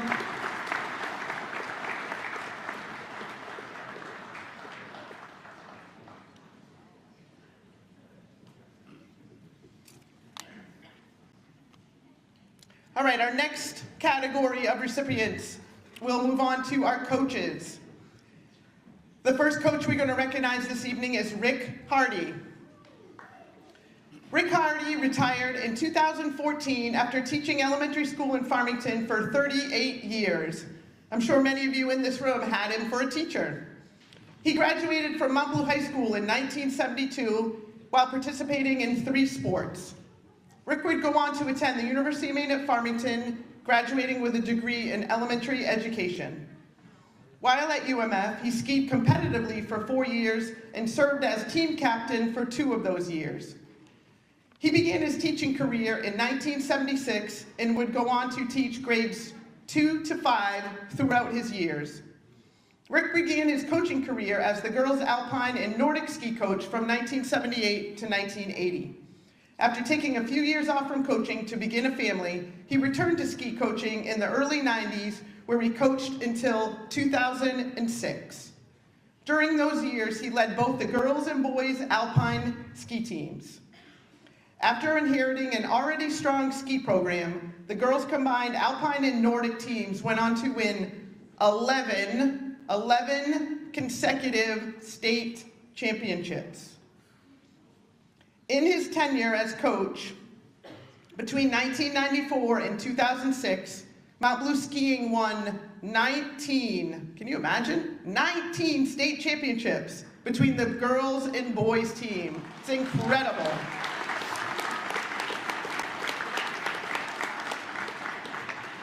He is still involved with the sport of skiing as co-director of a Learn to Ski program for grades 3 to 6 at Tickum Mountain. A former skier and Hall of Fame member, Jordan Stevens, had these words to say about his coach. Throughout his tenure as head ski coach, Rick consistently exemplified the qualities of a servant leader. His leadership style was characterized by a selfless dedication to the development and success of his athletes. Rick was not only a coach, but a mentor and a guide, fostering an environment that encouraged growth, resilience, and a sense of community. Another lifelong friend described Rick this way: he has always been a kind, compassionate person who puts the needs of others above his own, whether in the classroom as a longtime teacher or on the slopes as a ski racer, as a coach, as a ski patrol member, or a program coordinator and instructor for the Nana Weber program. Rick has always been a teacher of others. Rick's hard work, exceptional character, and commitment to excellence made him an undeniable choice for induction into the Mount Blue Athletics Hall of Fame. Joining Rick this evening are his wife Carol, his sister-in-law Stacy Edgar, his sister and brother-in-law Cheryl and Marty Farnham, his nephew Pete Farnham, and his children Lauren and Miller, and brother and sister-in-law Ray and Sharon Edgar. Congratulations, Coach Hardy.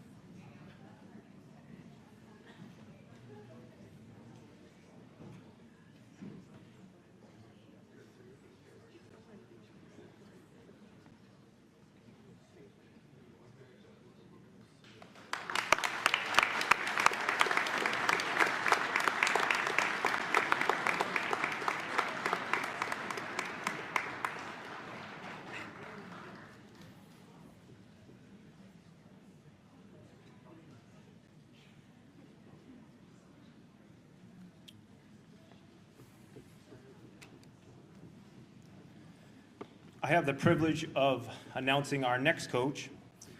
Drew Beatty is our next coach recipient, and the history of Mount Blue lacrosse starts with Drew. It started in the spring of 1990 when Gene McCabe and John Hayes reached out to Drew after watching the 1990 NCAA Division I National Championship game on TV. The three of them approached then principal and 2023 Mount Blue Athletic Hall of Fame inductee Dr. Tom Ward with the idea of bringing the sport to Mount Blue High School. With his approval, the three brought the sport to our community. Coach Beatty would go on to coach Mount Blue lacrosse from 1991 until 1998 and had immediate success with the young program. Under his leadership, Mount Blue would compete in the state championship game in 1992, 95, 96, and 97, winning the state title in 1995. Many of the players Drew coached would go on to coach the game of lacrosse themselves, many of them finding the same success he had as a coach in his time here at Mount Blue. More important to Drew than any of the success he had on the field was seeing his athletes grow as people while playing for him. To Drew, The wins and success on the field was a direct result of how his teams came together and grew together on the field. Joining Drew this evening, his sister Jocelyn and his mom Connie. Congratulations, Drew. Sister. What's that? He's also got a friend, Gene Simpson, with him tonight. Let's give them all a round of applause.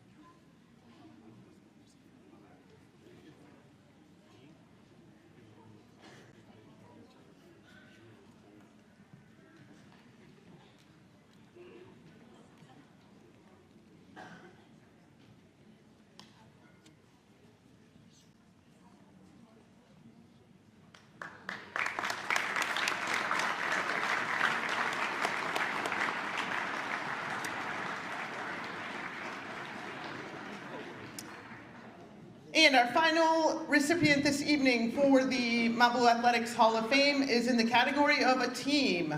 And we are going to recognize the 1982 golf team.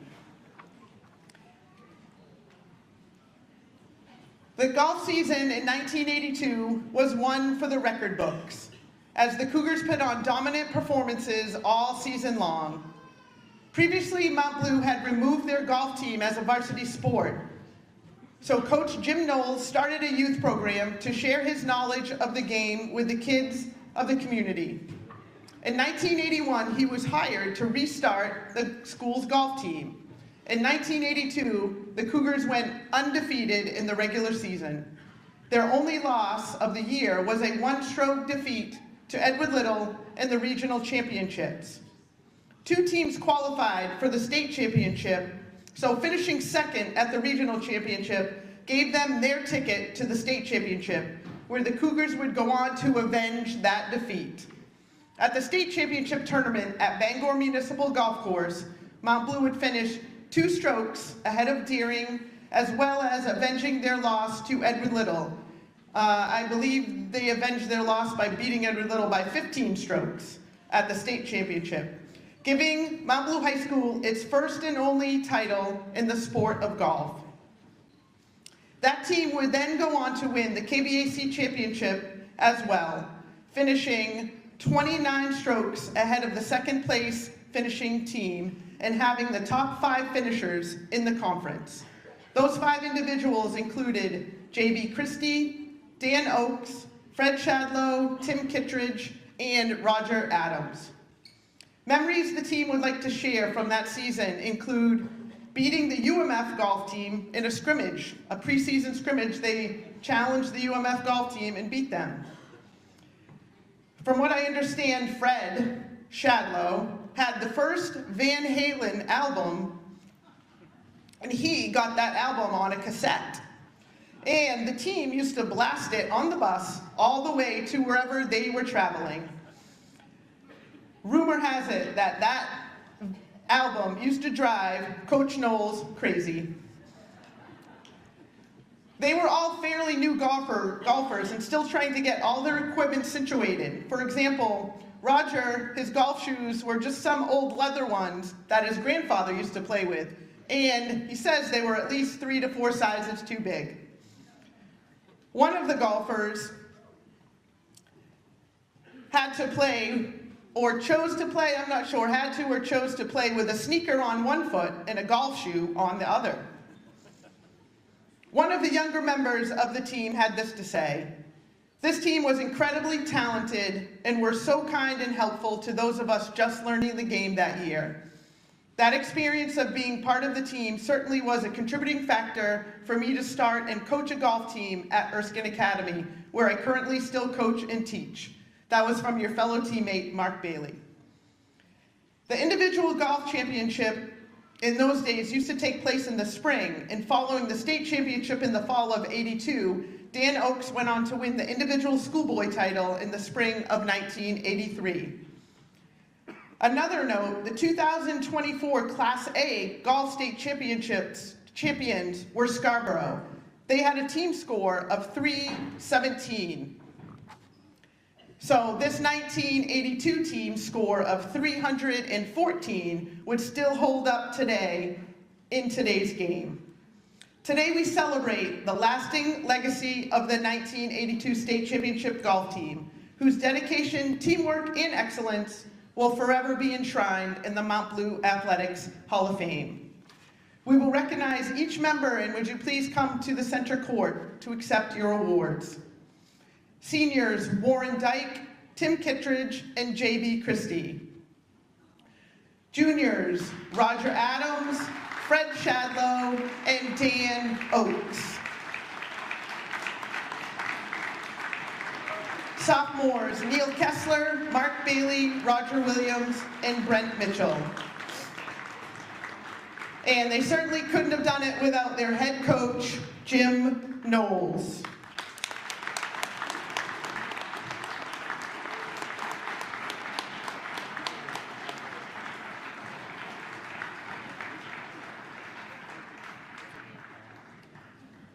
So Jim, the team wanted to get together and just let you know how much they appreciated you being their coach.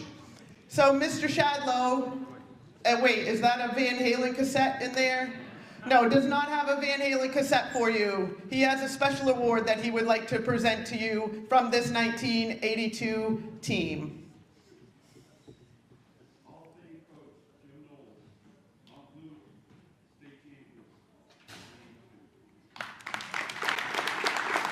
So a special award that the team made up that says Hall of Fame coach Jim Knowles from the state championship team of 1982. Let's have one last round of applause for the 1982 golf team.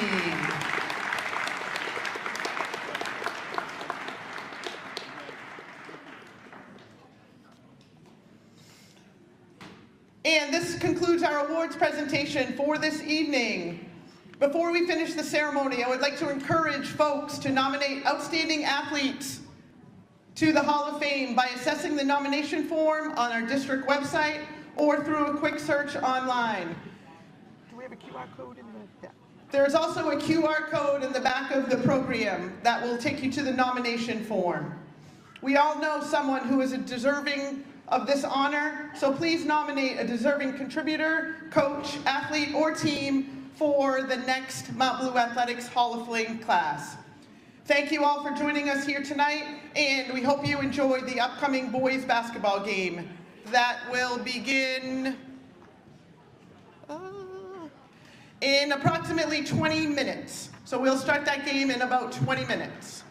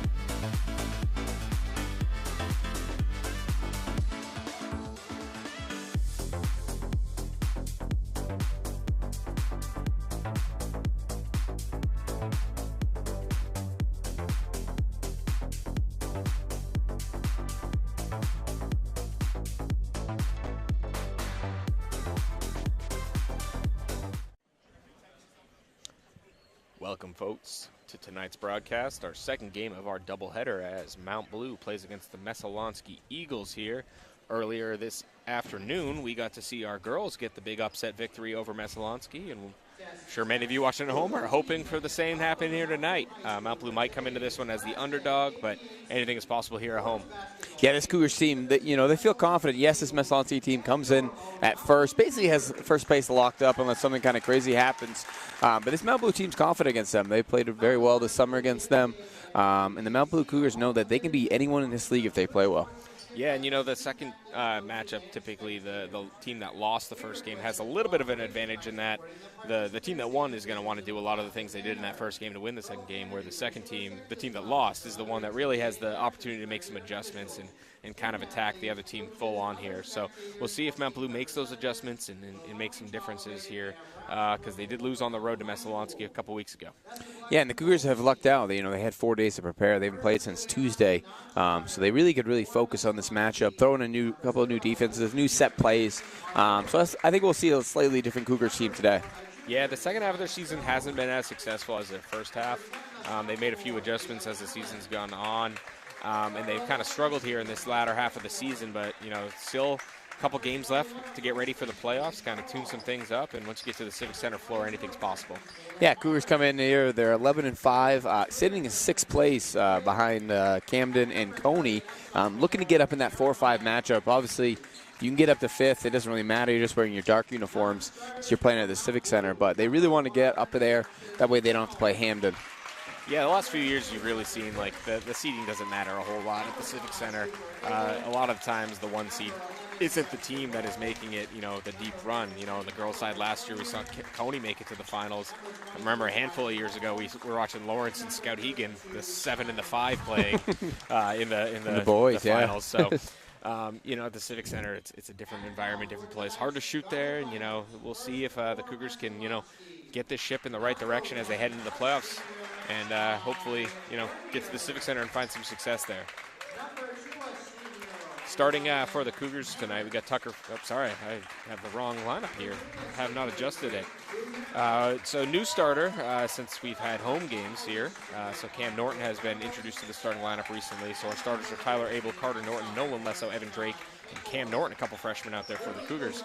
On the Messalonskee side of things, we have Ty Bernier, Ryan Parent, Drake Brunell, Parker Reynolds, and Sean Achorn.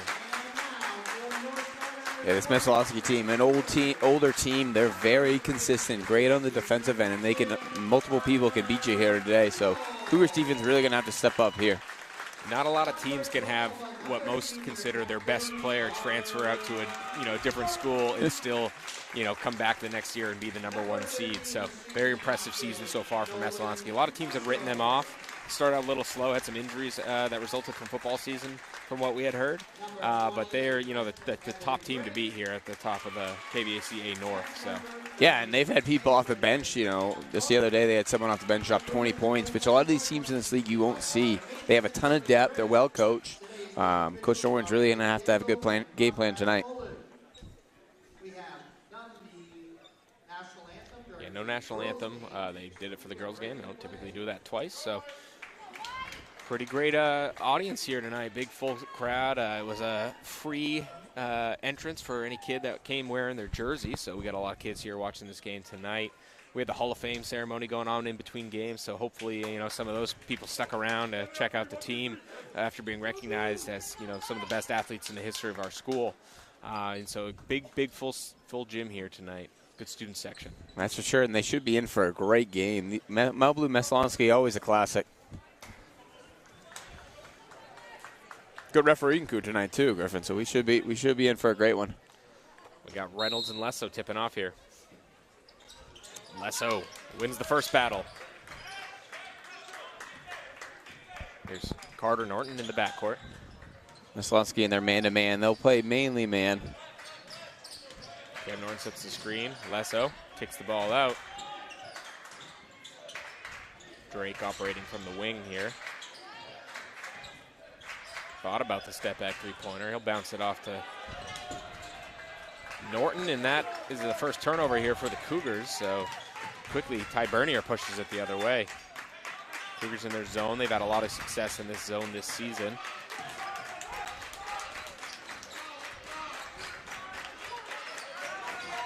Messalonskee will be patient here. H1 looks inside, kicks it across. Parent. Cougars doing a good job keeping him on the perimeter. Parent's three-pointer off the mark. No good there. Rebounded by Lesso. And Cougars forced them into a tough shot, and the Eagles just got a little impatient. Abel. Short. Hustles after it, but rebounded by Brunell, and Messalonskee pushes it quick the other way. Yeah, good look. We can live with that one. Parent drives, floats it up. Short on that one, Drake. Good defensive battle. Both these teams known for their defense, and it's really showing early. Great defense here from Sean Acorn in the backcourt. Probably pronouncing his last name incorrectly here, but. Not exactly how it sounds, Acorn. Acorn, okay. Yeah. Acorn it is. Perfect. There's an H in there, so. Lesso. Ball's popped out of his hands. Parent is the one who kicked that one loose. Here's Bernier, swings the ball off to Parent. Parent 0 for 2 so far, but looking to get going here. He's letting Messalonskee do what they want way around the perimeter. Abel almost gets the steal. Good pass inside. Short corner shot. That is up, and that is good. Ty Bernier gets us going here. Nice job there from the Eagles. They got it down that short corner, and the Cougars kind of got a little scrambled. That backside was wide open. Tyler Abel looks inside for Lesso. Good move there from Norton. Finds Drake in the corner. Leave him wide open. Tries to make him pay, but a little off on that one. Yeah, that's one they got to take. If Cougars going to beat the Eagles, they need to take those shots, and they need to hit them. That's 2 corner threes that they've missed that have been wide open. You know, they do have a couple of really good shooters off the bench as well. Actually, 3 or 4 really good shooters off the bench.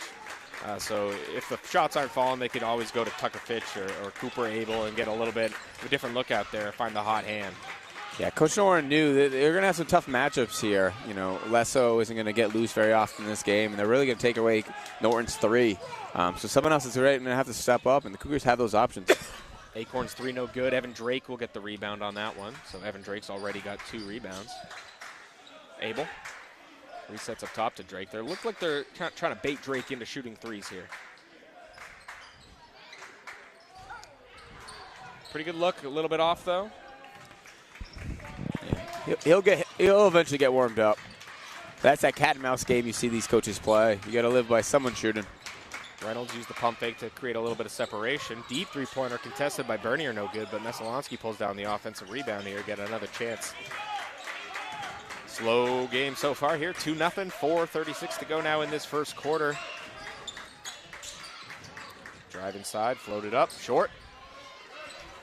Evan Drake, already 3 rebounds there for the freshman. Good move. Lesso threw a lot of contact, can't finish it off, but he'll head to the line to shoot 2 free throws. Yeah, good take there. Always good. Whenever your shots aren't falling, get to that rim, get out from the foul line.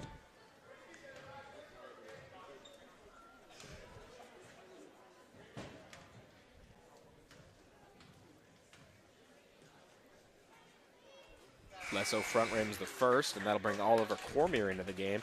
You know, Cormier started the season as a swing player, not really getting a ton of playing time in the varsity games, but around the midpoint of the season, coach couldn't ignore his impressive JV performances any longer and started giving him a little bit more minutes. He's been a good performer for the Cougars ever since. That's for sure. Started a few games. He's really good at attacking, off the dribble. Looks like the Cougars have slipped it up to a triangle and 2. But super athletic, can get those rebounds. 3-pointer good for Parker Reynolds here. Gets this lead up to 5 now. Yeah, Cormier gives them another element. He's a great isolation player. Decent shooter, but really just fantastic offensive and defensive rebounder. Uses the athleticism to really get up. Let it play, find Abel inside. Goes up through contact, can't finish that off, and eventually that rebound's pulled in here by Bernier. Got to stop ball. Parent, he'll drive, floats it up, and finds the basket. It's a tough-looking shot there. And that'll make Coach Norton call himself a timeout as this lead has gotten up to 7-0 here with 3:27 left to go in this first quarter of basketball. And not the start the Cougars have wanted. Played pretty well defensively, forced this Eagles team into some tough looks, but this Eagles defense is just giving up nothing. Yeah, and Lesso is not typically someone who's going to miss, back-to-back free throws like that. So if you look up at the board and it says 7-2, that feels a lot different than 7-0. No matter how many points the other team has, if you see 0 points after 4.5 minutes of play, you're not too happy about that. So. And the Cougars have gotten good looks. They had those 2 open corner threes, one from Tyler and one from Evan. And Evan had that other 3 that was low, as well as a couple of layups. So the Cougars are getting the looks. They just got to hit them. Yeah, they're going to have to figure something out. I mean, Drake can't be passing up open threes like that because then Messalonskee's just going to sit whoever's guarding him in the paint, really clog that up, and that's going to, you know, impact the Cougars. They want to find those lanes for Lesso and Norton to get into to attack the hoop, just like this he's doing right here. Bounces off to Drake. Good move from him. Good angle, and ooh, unlucky finish again. Cougars just can't get the lid off the hoop. Getting the looks they want. You can't get a better look than that.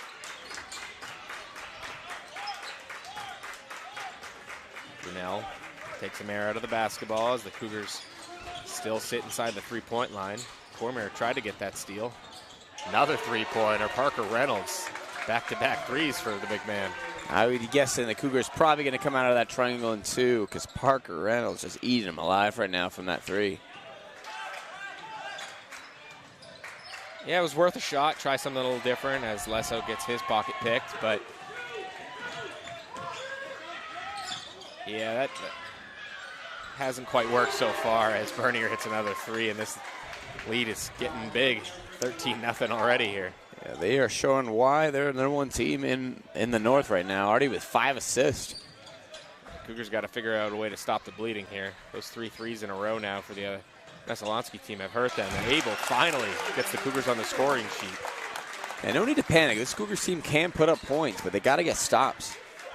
Yeah, that's the big thing. They got to defend a little better here. And they're back in their bread and butter here, this zone. And that does a pretty good job of taking away the three-point shot. And the Cougar fans trying to get them involved. Great rebound there.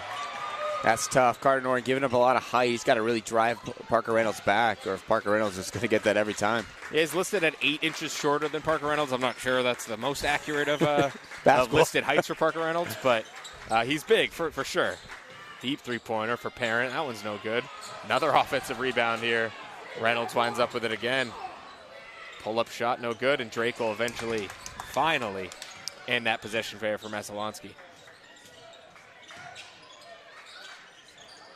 There we go. Woo. Smooth finish there. Great three-point shot there for Carter Norton. The Eagles haven't subbed yet. They looked a little tired, and Carter Norton realized that they were kind of sitting back a little bit more and made them pay. Yeah, Acorn number 2's set to check in, so they are going to go to the reserves finally here. Messalonskee, a team known across the league for being pretty deep and often playing a lot of players. I remember last year playing 10, 11, 12 guys sometimes in games. So Cormier pulls down the rebound. A couple good defensive trips here for the Cougars, and another basket here would help. Acorn playing great defense. Yeah, he's fantastic. Drake gets the ball. A great pass. Lesso gets his man off his feet. What a block there from Parker Reynolds. Big play there. So Anderson Arbor as well as Michael Acorn will check in for the visitors. A couple subs in for the Cougars as well as Preston Ball and Tucker Fitch check in. Yeah, Arbor had a big game the other day, I believe against Coney. I think he had 21, so watch out for him.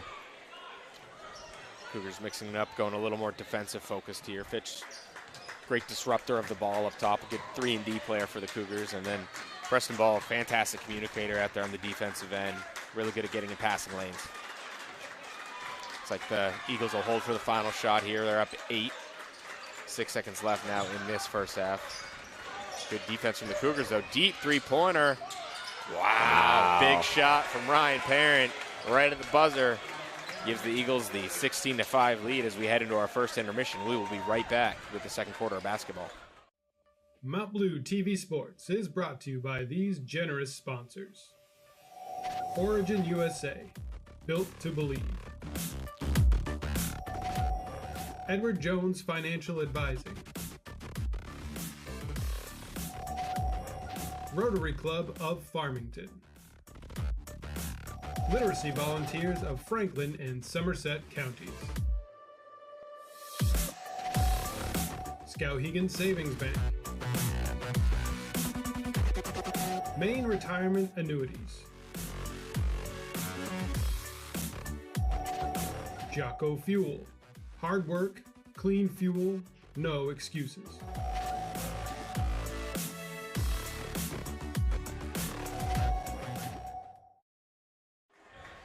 Welcome back, folks, to second quarter basketball here from Mount Blue High School. The Cougars trail 16-5 after the first 8 minutes. started to get things going there a little bit late in that first quarter, but that big three-pointer from Ryan Parent to end the first quarter really took the wind out of their sails. Yeah, if you're an Eagles fan, that you couldn't ask for a better start to the game. You know, on fire from three, their defense is clicking. Cougars came alive a little bit at the end, but it just comes down to them missing easy shots. Wow. And Ty Bernier gets the scoring going quick here, less than 10 seconds in. It's another three-pointer, already the fifth for the Eagles. And Burnell's already up to 4 assists. He's really dishing the rock right now. Ball. Fitch inside. Good finish for him off the bench. Gets the scoring going here for the Cougars in the second quarter. Yeah, big play there for Fitch. He caught hard there. Got the open look and finished with contact. Great communication from him and Ball coming off the bench. A couple of veteran players for the Cougars. Cam Norton almost gets the steal. And Cougars into man-to-man. Fantastic defense there Really for Cam Norton. Ooh, Carter Norton jumps on top of Ty Bernier. Yeah, he's a guy you got to get out on his shooting. He's too dangerous if you leave him open. So tough foul there, but probably the right decision. That way the Cougars get set up. Yeah, first personal, first team. Here's Brunel. Good drive inside from him, draws a double team.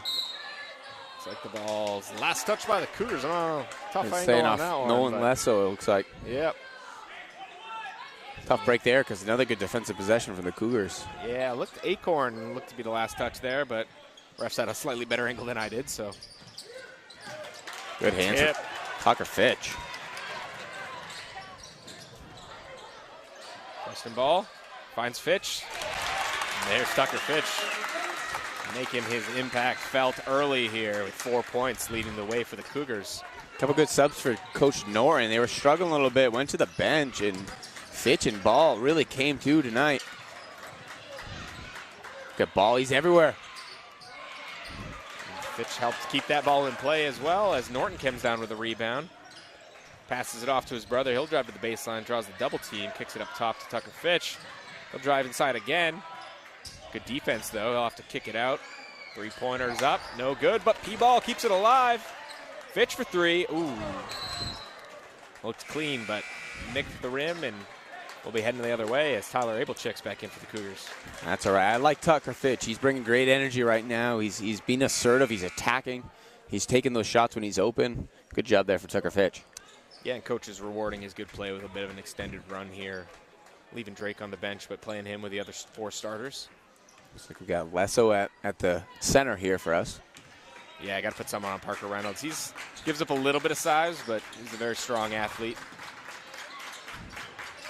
Well, it seems like Parker Reynolds just wants to hang out here by the elbow to three-point line anyways, so.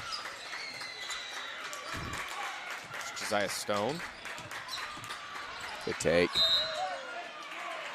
Like Cam Norton will be dinged for that one as he got caught off Stone's hip.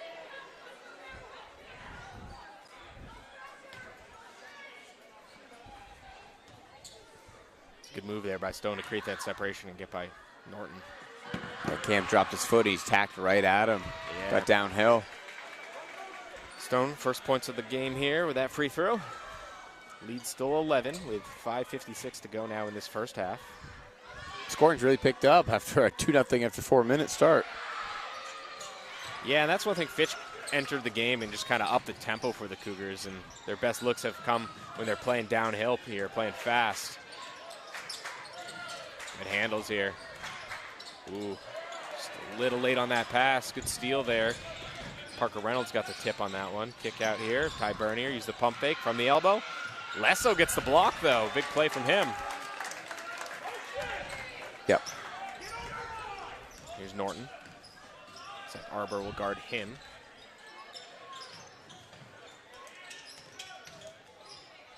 Fitch left his feet before he had the pass and turned the ball over. So Brunel will push it. Here's Stone. Good defense. Cam Norton picking him up. Stone hits the three. Coach Troy Norton's not too happy about something that he thought. He thought he was out of bounds.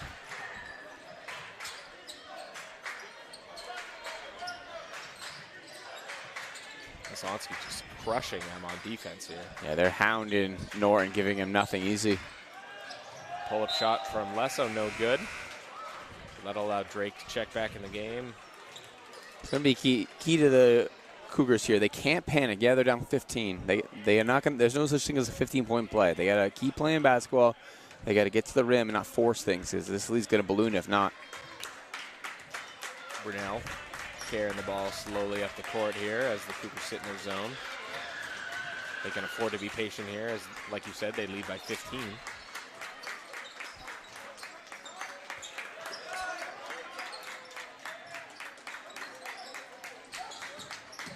Still just whipping it around the perimeter here. That'll be a three-point attempt. Bernier, wow. They are on fire. Burnell just setting up everything. The 5 assists.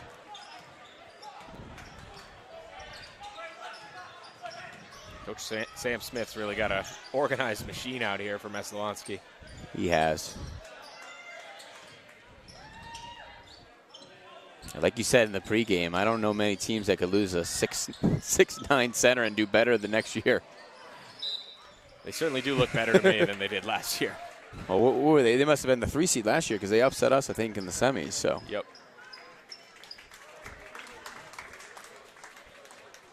Mount Blue split with them last year, right? Yep. Won at home, lost on the road.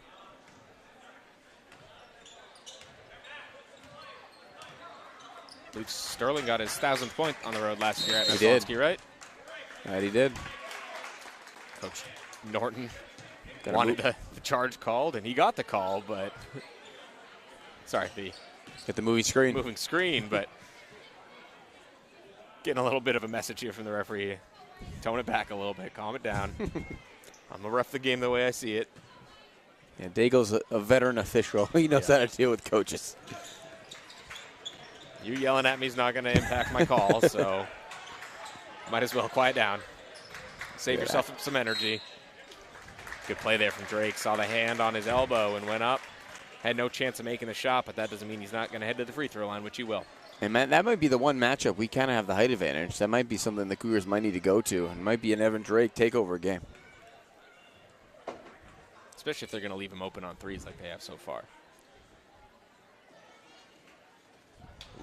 Rare miss. He's like a 90% foul shooter.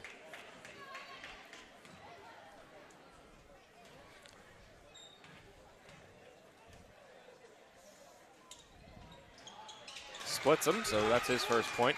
And yeah, Drake's going to turn into quite the player as he gets a little bit older and stronger. Only a freshman. Has a good frame, but can always add muscle mass and size and make bigger impact as his career goes on here at Mount Blue. Deep three-pointer, pull-up shot, no good. Drake rises up and gets another rebound, and Lessa will quickly push it the other way. Messalonskee just quickly gets back in transition, though. And Messalonskee may be the most fundamentally sound team I've seen. Lessa with a little half hop there after the jump stop, and that'll be a turnover, and we're going the other way. Acorn checks back in. Fitch for the Cougars. Lessa will get a breather. Lead still 17 here. Yeah, Coach Norton trying to find any rotation that'll work. We're struggling to find points tonight. Interesting to see if the Eagles continue their high-quality facilitation of the ball without Brunel on the court. First shot with him on the floor, off the floor, is a miss for Bernier. So here's Abel. And Acorn just locking up Norton. Tremendous defender.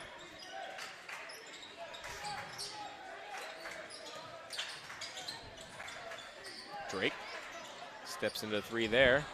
No good, but Fitch gets the rebound. Fitch has been fantastic here. Yeah, big minutes here for Fitch. Abel sees a lane inside. Great take. Wow, what body control there for Abel. Yeah, he's just got stronger and stronger every year. Able to change direction in the air and finish that one off. Good take for him. And Carter Norton pops the ball out. Oliver Cormier comes up with it. He's got Fitch wide open in the corner. Ah, they missed him. Norton pulls it up. No good there. Rebounded quickly by Stone. Parent pushes the pace. Kick out. Acorn. Tipped from Fitch. Burnell returns. Quick breather for him. Hasn't scored, but has made his presence felt on offense with his 5 assists already. Yeah, he's making everyone else's job real easy. Good defense here from Cormier. Fitch almost gets a piece of that. Back in their zone now.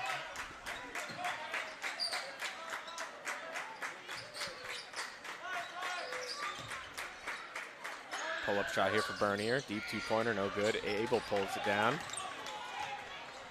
He'll keep it himself. Big run here for the Cougars. They got to end this half well. Drake gets fouled on the floor, so that's only 3 fouls there on the visitors with about a minute left to go here. So still no foul shots out of that one, so a couple more to go for that to happen, but good take there from Drake to draw the foul.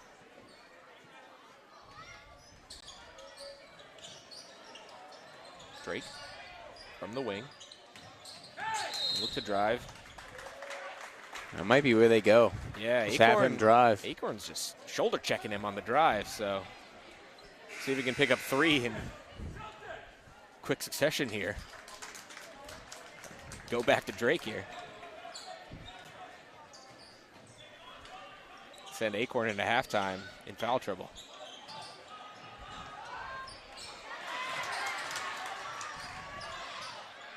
Take by Fitch, just a little too strong off the glass. Pulled down by Parent. Here comes Messalonskee. Brunel. Shovel past the Parent. That's short. Abel's able to corral it. Abel doing a good job on this defensive board. Up to 4. Lesso. Drake creates some separation with the screen. He'll take his 4th three-pointer of the game. Finally finds one to fall. Hand down, man down, he says, and he hits the 3. Yeah, I'm sure that's going to be the message at halftime for Coach Noren. Evan, we know you can shoot the ball. Be confident. They're going to give that to you. This is your game to take over. Yeah, they're not going to guard him. You got to take advantage of it. I know he's only a freshman, but got to be aggressive. Got to make Messalonskee defend him so they can't just sit in the paint. Because Messalonskee, oh, what a pass. Good block there, though, from Lesso. Might have been a foul, but be a good defensive stop for him to end the quarter. So as we head into halftime, the Mount Blue Cougars trail 27-15 here. Still got 16 minutes to go. We'll see you on the other side of halftime, folks. Mount Blue TV Sports is brought to you by these generous sponsors. Origin USA, built to believe. Edward Jones Financial Advising. Rotary Club of Farmington. Literacy Volunteers of Franklin and Somerset Counties. Skowhegan Savings Bank. Maine Retirement Annuities. Jocko Fuel. Hard work, clean fuel, no excuses.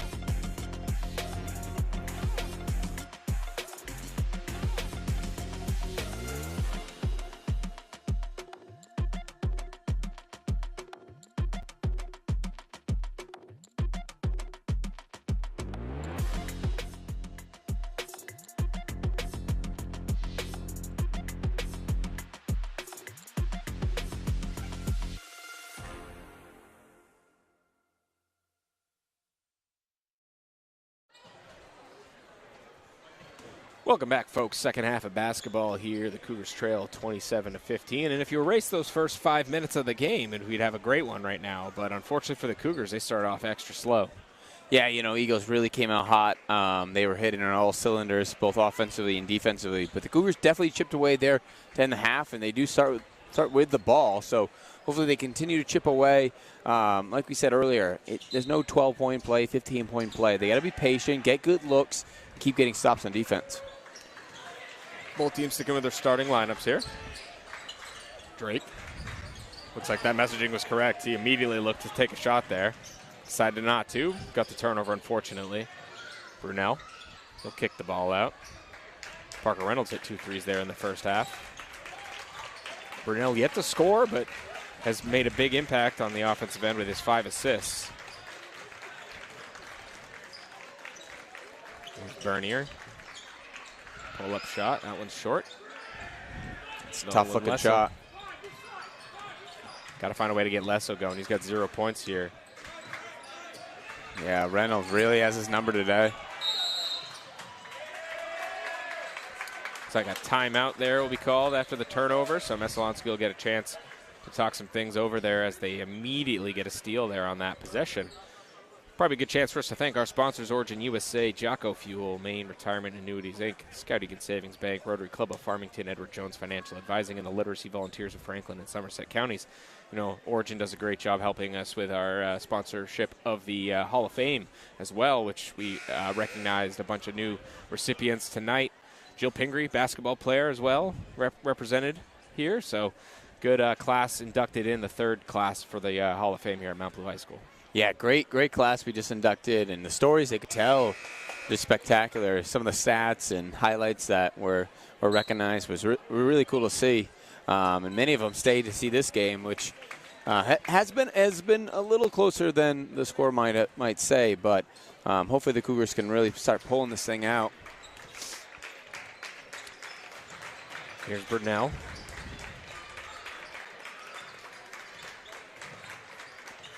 Good off-ball defense here from the Cougars. Reynolds gets his pocket picked, but luckily for him, Acorn comes up with it. Abel stuffs Reynolds at the rim. Reynolds thought he was fouled. It's like Coach Sam Smith did as well. Deep three-pointer here. Burnell, no good there, and Cam Norton will pull down the rebound, finally ending that long possession there for the Eagles. Lesso finds Drake out here. Uses the rip through to drive inside. Draws a triple team, gets an offensive rebound, kicks the ball out. He'll be called for the foul there. Coach Troy Norton not too pleased with that one. Thought if anything there was a foul. So you good to get him on travel? Yeah, they deemed that one a travel. I mean, he got kind of tripped up there. He probably didn't move his feet there. It was travel or foul. Those were the 2 options, I suppose. And unfortunately for the Cougars, they went with the one that was against them. Yeah, Cougars going to have to do something different on offense. This Messalonskee team really has them scouted, and a lot of their usual plays aren't working. So Coach Norton's going to have to go in his bag and try to find a way to score the ball.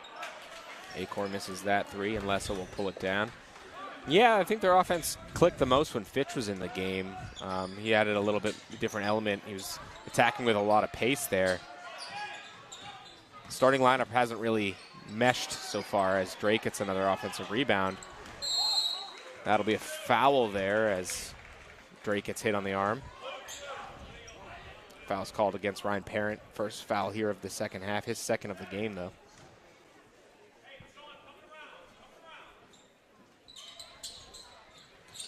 Good positioning from Abel, but Parker Reynolds. It's well scouted. It's like Sam Smith knows what they're going to do before they do it. Be a blocking foul here called against Messalonskee. Coach Smith isn't too happy with that one. Not raising his voice yet. He's got a 12-point lead. He doesn't want to anger some referees here, but I don't think he's liked these last 2 fouls called against his boys. Here's Lesso.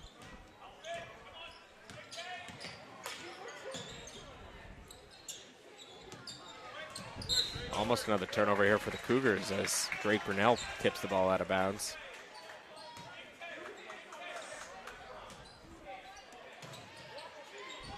Here's Norton. Acorn's done a fantastic job blocking him up all night. That'll be a foul on Acorn as he bumped into him a couple times there. And this could be the way how the Cougars kind of chip away. They're drawing fouls on the Eagles. And right now, no one is really in foul trouble for Messalonskee, but long term, if the Cougars start getting the foul lines, they get some free points with the clock stopped. Drake's got to be careful on that one. He might have got away with a pretty obvious illegal screen there. Give a little shove after the screen. Here's Burnell. Swings the ball out here. Parker Reynolds drives inside, finishes through the tough defense. Good take for him. Burnell with another nice pass.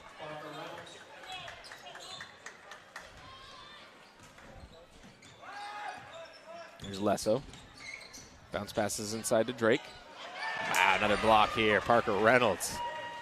Yeah, he had to go up with that first time. Parker Reynolds too big, too good in the air. Bit of an ugly game here so far in this third quarter. Able to pop the ball out, but it goes out of bounds. And neither team, has Mount Blue scored this half? They have not. We're 2-0 so far, scoring-wise. So similar to how we started the game. Acorn set to inbound from the baseline here. Bernier, he's got 11. He kicks the ball out. Three-pointer finds its way home for Ryan Parent.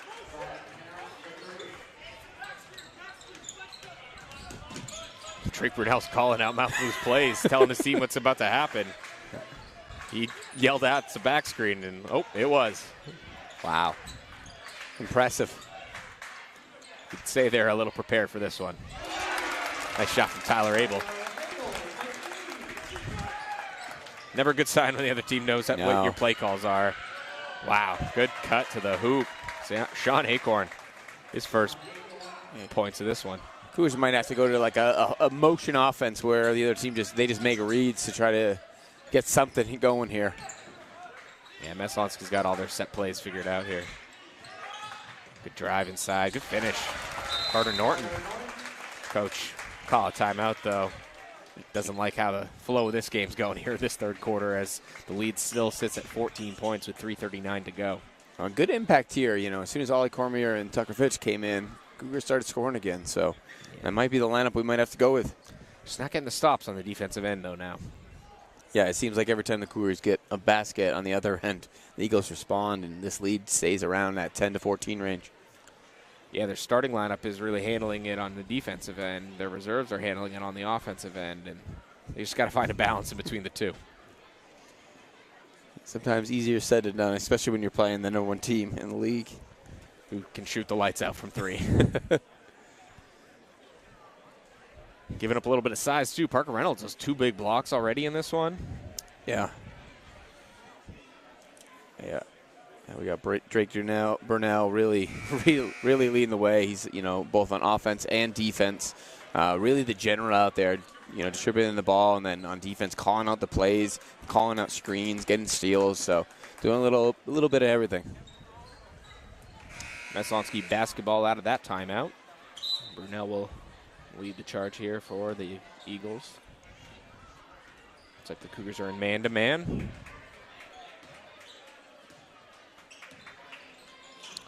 Bernier on the wing. Gets Cormier off his feet. He'll drive inside. That'll be a travel called there against Bernier. Yeah, he looked like he tried to jump stop and it kind of went with the, you know, the 1-2 action. I'll say Coach Sam Smith has been frustrated with quite a few of these calls tonight, but has yet to raise his voice. He's questioned a couple of things, but he's, you know, keeping it good sportsmanship, not doing a lot of yelling or anything. See if that continues if the Cougars are able to close out the score. And it will be a foul on, could be on anybody. I don't know. You might have got hit by 3 different guys there. No easy layups, though. 1-2. That's Carter. Carter Norton. I was probably the least likely one. I thought it would be on. I don't know. I guess he did get fouled on the way drive up, in. but he got hit twice at the rim. So some screaming from our 7- and 8-year-old student section behind the hoop helped to miss that one, I guess. It was quite the crew here today for youth night. It was nice to see. Yeah, Griff had to read off tons of names, some complicated ones there at halftime. Did a great job. one or two that I recognize as being incorrect, but, you know, That's he did a all great job. Abel inside, finishes through contact. Had 3 defenders on him there, too. He's got to keep it going. He's got 9 points now for the Cougars. Here's Reynolds back up top to Burnell. Acorn looks to drive. He finds a lane to the hoop, finishes through contact as well. Cougars and the Eagles trading buckets here.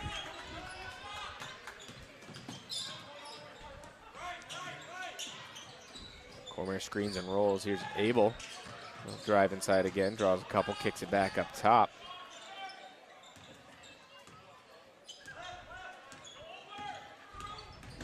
Nice take. Great take. Get to shoot 2 here. Like another one. I don't know who they got. Yeah, I mean, you got maybe a push from behind, I guess is what he was calling there. Yeah, fouls on Bernier. It's like that's just his first, so. Carter Norton makes him pay at the free throw line with the first make theirs. Drake and Ball check back into this one. Yeah, Ball, they were good when Ball was in. You know, he brings that defensive effort, so. Yeah, Lesso could use a breather as well. He's been hounded all game out there on the perimeter. Norton makes them both. Cuts the lead to 13. Got to get it done on this end. They're going to chip away at this lead. Yeah, a couple stops, a couple makes would be huge. Bernier resets the ball up deep. 3-pointer from Parent. Yeah, hit the curtain. Hit the curtain, out of bounds. I haven't seen many of those on a regular 3-pointer. Yeah. That must be a high arcing 3. Well, he shot it also from the volleyball line. So.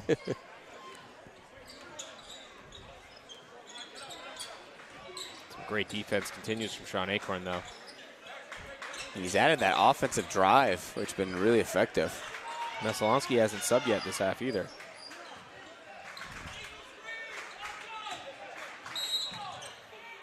Yeah, Coach Smith talking. Got the call. Screen there on Drake. Too bad on that one because that would have been a very easy foul called on. No, he got on Acorn. Did get on Acorn. See, I think Drake had an illegal screen on that one, but I do think Acorn fouled him. He was just clearly looking to charge through Drake there and kind of hit him on the play. But I do think that Drake was not set, and he did not have his chest there.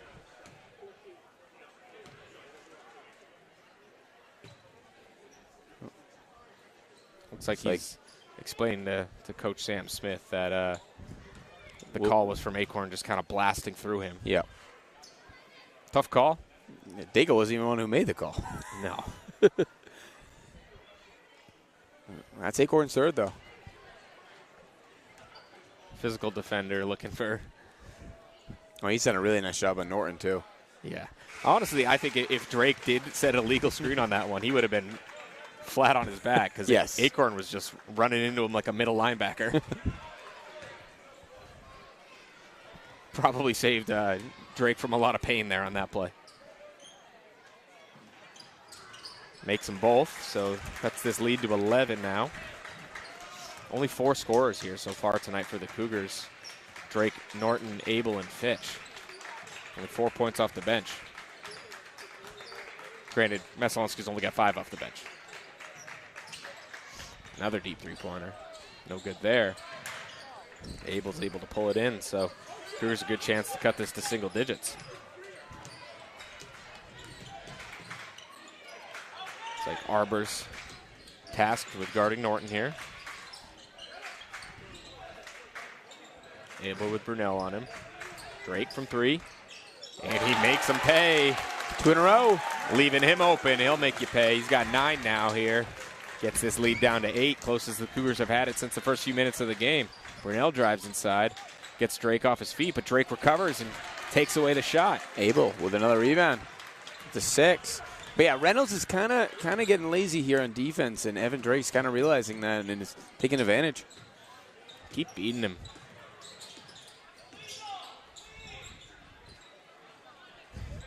Coach Smith really wants that illegal screen.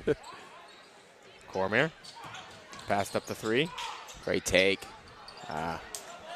Coach Norton wanted a foul on that one, but Good physical defense to force the tough miss. Parker Reynolds. Preston Ball, great defense. Great defense. That's not an easy matchup there.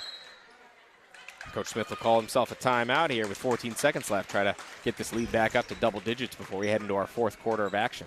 Yeah, not the prettiest of quarters, but Cougars slowly chipping away. Defense is starting to pick up a little bit, and so is their offense. Yeah, this rotation, this lineup that we're seeing out there, not one that we see very often this season. Cormier was obviously one of those players that kind of entered the rotation about halfway through the season. So these five, we really haven't seen that much out of them, but they've given the Cougars a great boost here. Drake has the last 5 points, doing a great job of helping the Cougars get back in this one.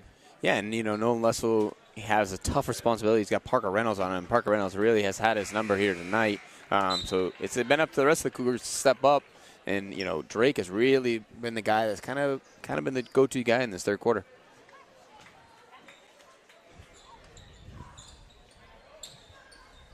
Good defense on the inbound, but Bernier gets it. Looks like they'll hold for one here.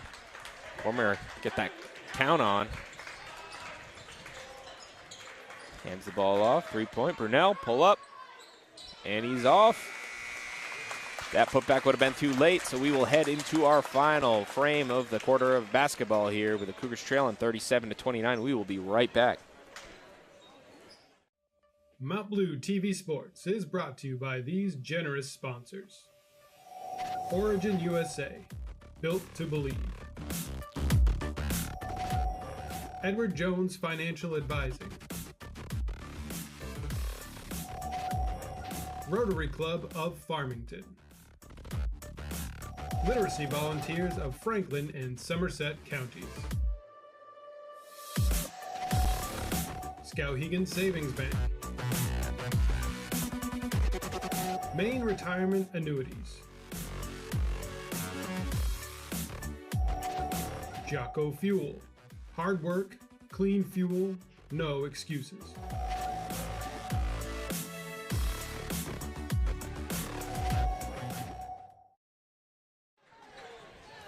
Welcome back, folks. Fourth quarter of action here from Mount Blue High School. The Cougars trail 37-29. After a rough first quarter, the Cougars have done everything in their power to get themselves back in this one. Yeah, and the coach in orange really had to get some different lineups out there, do it a few different things because this Messalonskee Eagles team really has this Cougar team scouted, but they're slowly chipping away, and we're turning into a game here. They got to keep getting stops on this end, though. Goes back to the starting lineup, who's played fantastic defensive basketball, just haven't had a lot of success on the offensive end. See if they can kind of fix that here as we go into the fourth. Brunel kicks the ball out. Josiah Stone from the corner. He passes the ball inside. A little too strong on that one from Arbor, and Mount Blue with a great stop early in the fourth quarter. Yeah, Evan Drake up to 8 rebounds now. Having himself a game. 9 points to go with those 8 rebounds.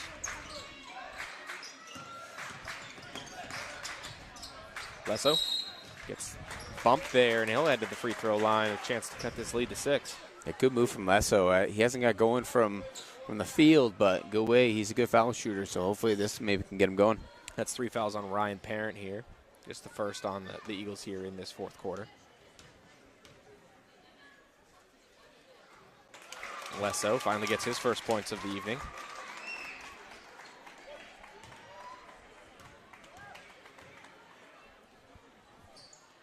Makes them both. Got ourselves a ball game here.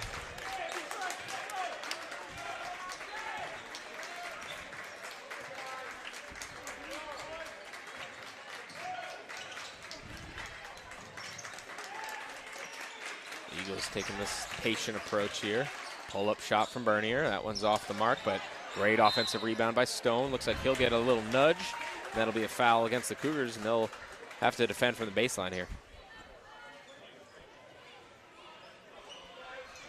Arbor set to inbound, but nope, never mind. Acorn will check in for Arbor, so Acorn will inbound from the baseline. He's also playing with 3 fouls as he picked up that one on that weird call we were a little confused on here. Stone resets up top to Burnell. Good defense there from Lesso. And another good stop. Cougars really figuring it out on that end of the floor. Yeah, rare turnover for Burnell. He's done a really good job keeping the ball, but the Cougars starting to figure out this Eagles offense. Not a lot of minutes there for Josiah Stone as we see Parker Reynolds check back in the floor. Coach Smith didn't like how that was going that first minute of the fourth quarter, so makes the quick adjustment. Abel from the wing. Wow, they put Parker Reynolds on Drake now. And Abel able to finish it off. Maybe that'll let Lesso get open. We got ourselves a 4-point game now.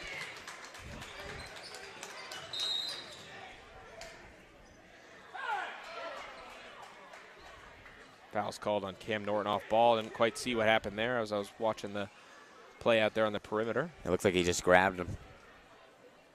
It looked like Bernier initiated contact and then Norton just kind of grabbed him off ball. Definitely something we'll have to keep an eye on. Yeah, as this game's inched closer and closer, we've seen the physicality kind of up. Good defense there from Drake. Kick out. Brunel. Here's Acorn. Yeah, it'll be a foul there. Yeah, tough. If you get a turn and got his chest there, he might have got the offensive foul there off the push-off. He just kind of jumped into him, though. Saw did. Acorn going downhill and took away his space. Good defense on that one, though. Cam Norton. Great stop from the freshman. Yeah, Norton getting real physical with Ty Bernier. Lesso's going to head to the line shooting free throws as Ryan Parent gave him a little pop. And hats off to Lesso. He, rough start for him, but he's really starting to take over this fourth quarter. Yeah, that's 4 fouls there on Parent. Smith doesn't seem to be making any sort of change there, so he'll play with that 4th foul as Lesso misses his first of 2 free throws.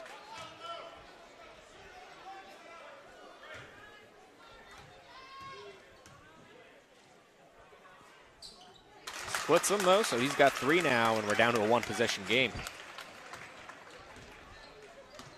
Here's Brunel. Looks like Smith will call a timeout. Chance to talk some things over as the Cougars have slowly but surely gotten themselves right back in this one.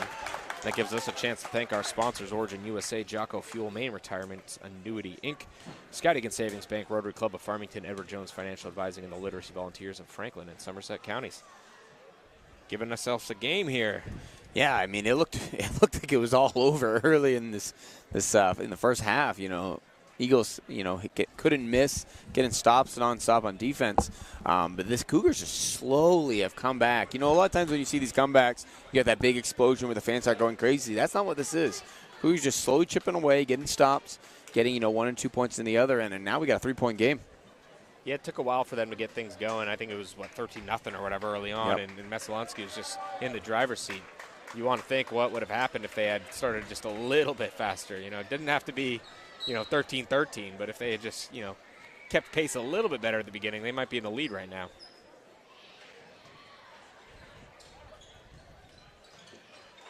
So Brian Parent will stay in the game with his 4 fouls.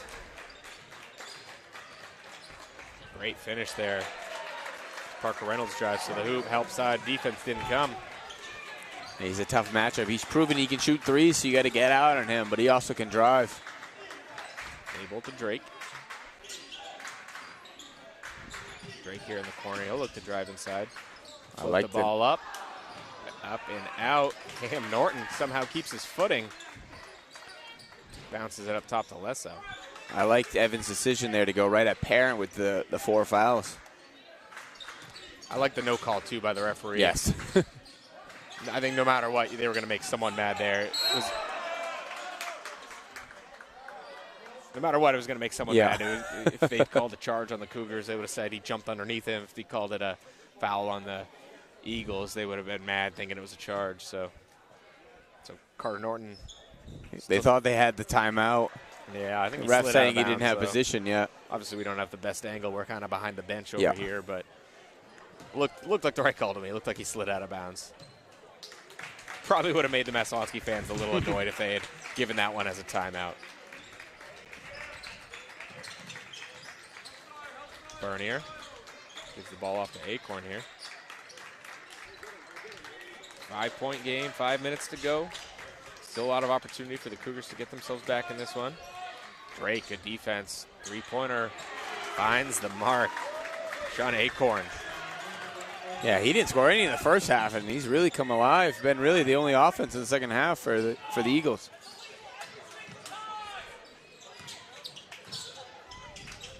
Coach Smith still trying to He doesn't like the screen call. Drake for three. No good there. He gets his own rebound, though, off the tip from Lesso.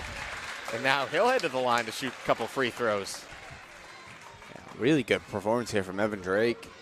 Yeah, he's having one of the best games I've seen him play. Fouls on Parker Reynolds, just his first, but it is the third foul here against the Eagles in this fourth quarter of basketball.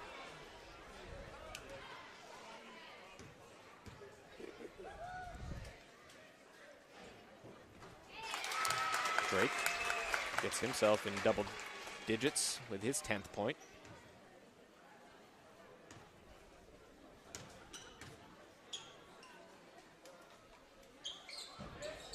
In and out on that one. Like you said, great free throw shooter. Not like him for him to miss a couple. Yeah. No, he's shooting 90% this year, so missing one you might see. Missing a couple is rare. Nice shot there. Just short, though, and Cam Norton comes down with a rebound. Coach Norton will call himself a timeout as he's halfway through this fourth quarter of basketball, and they trail by 7. Got to get a good look here on the offensive end. Looks like he'll be subbing a couple times. Cormier set to check in. Yeah, Cam Norton giving great defensive effort there, especially on Ty Bernier, who's been very quiet the second half. But Cormier gives a little bit more offensively. He can really drive. And give this Eagles team a little harder thing to defend. Yeah, well, Cam Norton's going to be a great basketball player. He's only a freshman, but right now he's mostly a defensive specialist. He focuses on that. He's really good at getting up into the guards' bodies and forcing them to kick the ball out and get rid of it. He's the guy, usually if they ever play a box and one, he's the guy that's tasked with man marking, face guarding players. So fantastic defender, but Cormier, like we said, he's a little bit better of a shooter and a little bit better at getting to the hoop. So. Yeah, how much does Bernier have right now? Yeah, Bernier's been quiet, actually, since the first half. He's only got 11 points. And I think he might have had 11 at halftime. Yeah, so that was a switch that they made. Norham went on him. So fantastic job from Cam, shutting him down this half. Yeah, and 3 of those shots were three-pointers, which, got to take away some space there a little bit. But a lot of them are just quick catch and shoots that tough to defend when you're getting hit with screens and playing off ball like that. So ball's in play here now as we cross the halfway point of this fourth quarter. Could be a little 1-3-1 out of the Eagles. Looks like they're just trying to trap everything, and Drake gets the ball popped out of his hands, and we'll see Parent drive the other way. They fouled him, so he didn't get the shot, but he'll head to the free throw line here. Yeah, Parker Reynolds doing a little bit of everything. Foul's called on Carter Norton, his 4th. Team 4th, so the Eagles will shoot free throws the rest of the way here, and Carter's got to play smart here. Looks like we'll see Riley Hall check into the game. Yeah, he's a good three-point shooter. Hit one last game. Yeah, give a little different of a look here. Messalonskee might not have game plan for that one. Great work from the fans back there. Yeah, he misses them both. Evan Drake, double-double. Good for him. Hall in the corner. Oh, that might be why. They're in that 1-3-1. That's double teamed, and that'll be out of bounds.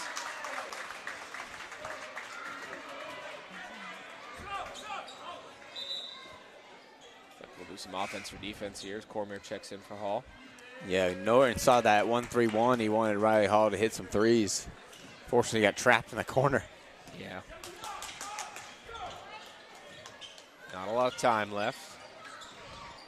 Got to start playing some tight defense here, or Messalonskee's going to keep milking the clock. It's a travel call there against Parent. Looked like he used his elbow a little bit to create some separation here. Yeah, it was almost one of those, we don't want to give the foul. Yeah, but we'll call it travel. Yeah. Give a lot of credit to Norton there for getting back into the position on defense. Messalonskee just trapping everything here. Lesso with a deep two-pointer. Drake tips it. What a play by Evan Drake to keep that alive.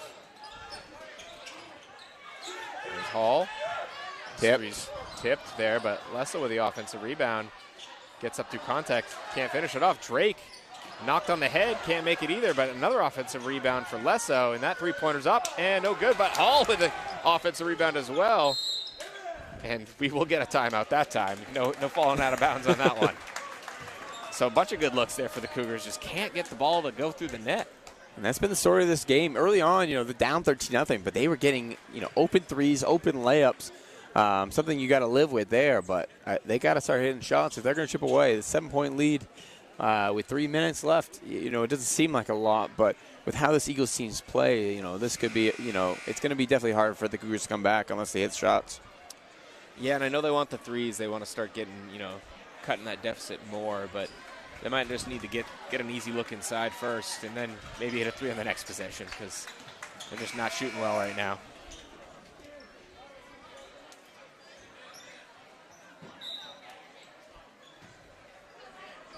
So Hall will stay in.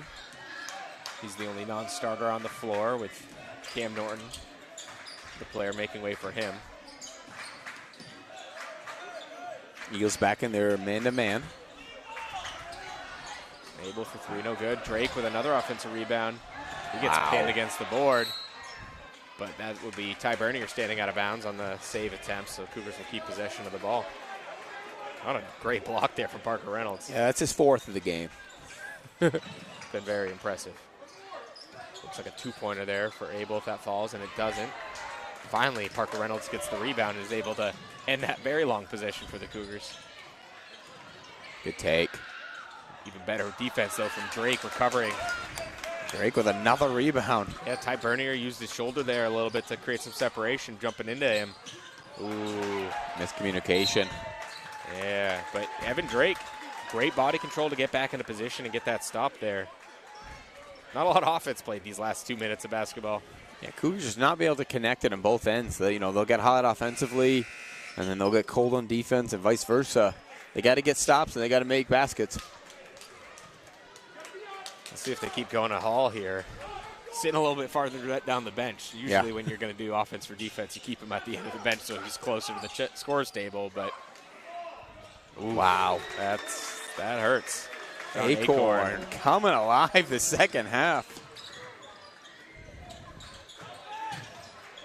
10-point game now. Messalonskee's defense has just been unbelievable here late in the fourth quarter. They have not subbed much in this second half as their reserves just really haven't been able to provide much for them. As Drake's another offensive rebound for him. But it's very impressive to see this Messalonskee team really not sub at all here in this second half. I think all we really saw was that, 55 seconds out of Josiah Stone to start the fourth quarter. But for them to continue to play with this relentless energy on the defensive end has been very impressive. And Coach Smith has been smart. He's taking timeouts when he needs to give the breaks. But other than that, he's just rolling with his guys. You know, a lot of times you think he would have went with Parent picked up his fourth. You would have thought he would have went to the bench. He trusted him to stay out there, and he hasn't picked up that fifth foul yet. Good play there from Evan Drake. How many rebounds he got? Got 14 now. 14 rebounds. So 12 points, 14 rebounds for the freshman, leading them on the glass and leading them in the box score. Yeah, he came to play, and this is a big moment. You're playing the top team in the state, maybe not in the state, but in the league, and he came to play. This is a big moment for the freshman. You got a huge crowd here at Mount Blue, and he hasn't shied away. Even if they don't win this one, I would say that they probably feel a lot better right now than they did after they left Oakland a couple weeks ago when they played Messalonskee there. We were here, obviously not watching that one, but we were following along a little bit, and it just seemed like they were never really in that one. But this game feels a little bit better for them. You know, if they can not have that slow start that they had, this is a winnable game for them. Which, if you can beat Messo, you can beat anybody in the league, as we've said repeatedly tonight. Messalonskee is very, very talented. Oh, almost. Oh, he saved it. Oh, what a crossover from Bernier. Just eating time. He was looking to foul. Carter can't. So Drake will get that foul called eventually, and that will still. Oh, that is that the fifth? Five, that is the fifth. So we will see Bernier at the free throw line here. Oh. Griff didn't have to alert the refs like he did in the last one. No. So Hall will check back in after this free throw. Good first free throw here by Bernier. His first points here in the second half after Cougars have done such a good job locking him up. Unfortunately for the Cougars, Bernier, very good foul shooter.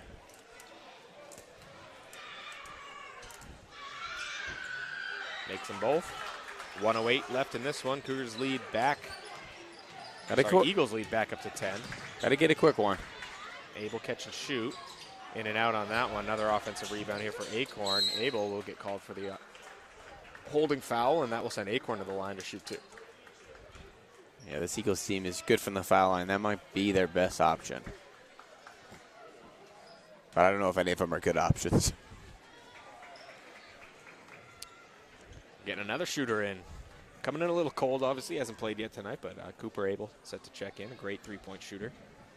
Also didn't have the JV game like they normally would to get them warmed up earlier. But yeah, they played last night. Acorn short on his first. It's like Drake is the one coming out, so they got another shooter.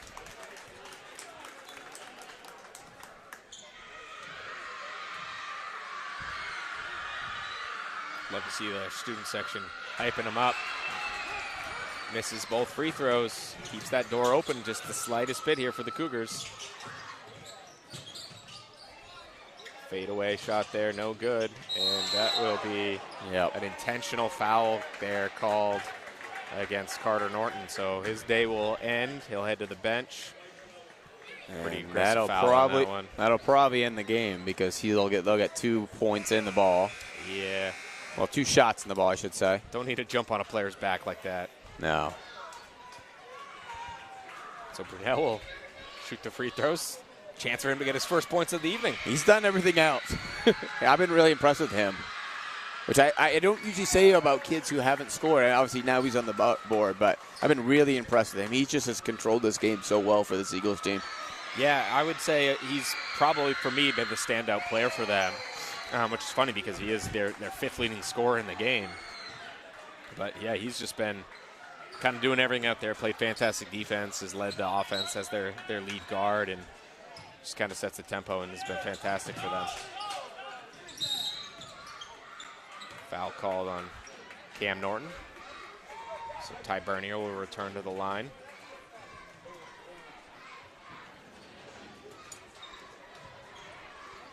Cougars trail by 12 here with 43 seconds left, so might need a miracle.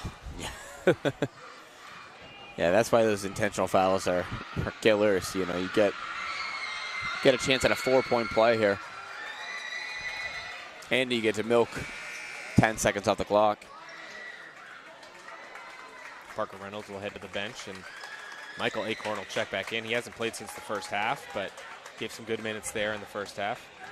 Yeah, I think Parker Reynolds coming back from an ankle injury, so probably a good chance for him not to get hurt. And what a performance he's had tonight, though. Yeah, those blocks were massive for him. He hit 2 threes in the first quarter. Less 0 for 3. Can't make that one. Gets his own rebound, though, and he'll drive inside. Uses the up and under move there to finish that one off. Just a little bit of stat padding, though, as this game is definitely out of reach. It looks like Coach Norton said no fouls. Still wants him to play defense, but... And Drake Brunel will stand close to midcourt here as Riley Hall defends him. Sean Acorn. And that will do as Messalonskee is going to just dribble out the clock. Cougars are going to let him do it. We'll end this one with the Mount Blue Cougars dropping the home game by 12 points, 51-39. We'll be right back with our final thoughts in this one. Mount Blue TV Sports is brought to you by these generous sponsors. Origin USA, built to believe. Edward Jones Financial Advising. Rotary Club of Farmington. Literacy Volunteers of Franklin and Somerset Counties. Skowhegan Savings Bank. Maine Retirement Annuities. Jocko Fuel. Hard work, clean fuel, no excuses.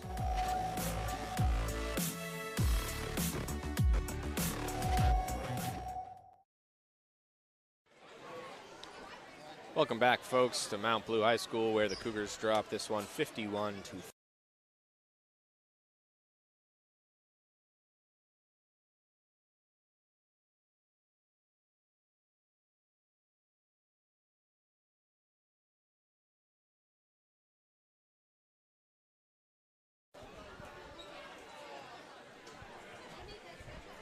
Sorry, welcome back, folks. So the Cougars dropped this one 51-39. Tough loss for them after mounting a pretty good comeback and getting themselves back into this one. Yeah, tough run. Messalonskee comes in. They show why they're the top team in the league. You know, their scouting report, I can only imagine all the things, the details they had in there. They knew exactly what the Cougars were going to do. And a lot of really impressive performances there for the Eagles. You know, Drake Burnell really running the offense and defense. Parker Reynolds making spectacular blocks and plays all over the court, as well as, you know, Acorn's defense, just spectacular. So I was really impressed with this Eagles team. You know, the Cougars showed a great fight. Just came up a little short at the end. Yeah, Acorn probably saved the game there for them. Not a lot of offensive success for them in the second half, but Acorn finished the game with 11 points after being pretty cold or pretty quiet in the first half, mainly just focusing on his defense. But, yeah, Drake Burnell, really impressive performance. Not very often you would highlight the player that scored 2 points, and both of those being free throws from an intentional foul. But he was the best performer out there on the floor tonight. That moment where he just yelled out exactly what the play was going to be after Coach Norton called the play, very impressive. So just great impressive performance all around for the Messalonskee Eagles. Some good performances from the Cougars, though, that we would also like to highlight. Tucker Fitch really got the game going for the Cougars there in the first half. They struggled early on. Their starters couldn't get anything going on offense. And then when he came in, kind of opened some things up. Him and Preston Ball gave some good energy in that first shift there and got the game kind of started for them. He had 4 points. Nolan Lesso, quiet first half, but finished with 5 there in the second. Carter Norton with 7. Tyler Abel with 11. And our player of the game for the Cougars tonight, finishing with 12 points. And how many rebounds? 14. 14 big rebounds. The freshman Evan Drake had himself a fantastic performance, especially on the offensive glass there, keeping plays alive in the second half. So the Cougars dropped that one, obviously, but we'll be back on Monday with their final game of the season as we host the Gardner Tigers here at Mount Blue High School, and that will wrap up the season for the Cougars as they try to head to the Civic Center on a winning note. So thank you for tuning in tonight. If you were watching the girls' game as well, congratulations to them on their home victory this season, and congratulations to the class of 2024 Hall of Fame class at Mount Blue High School. For the crew, I'm Griffin Conlog, and we will see you next time.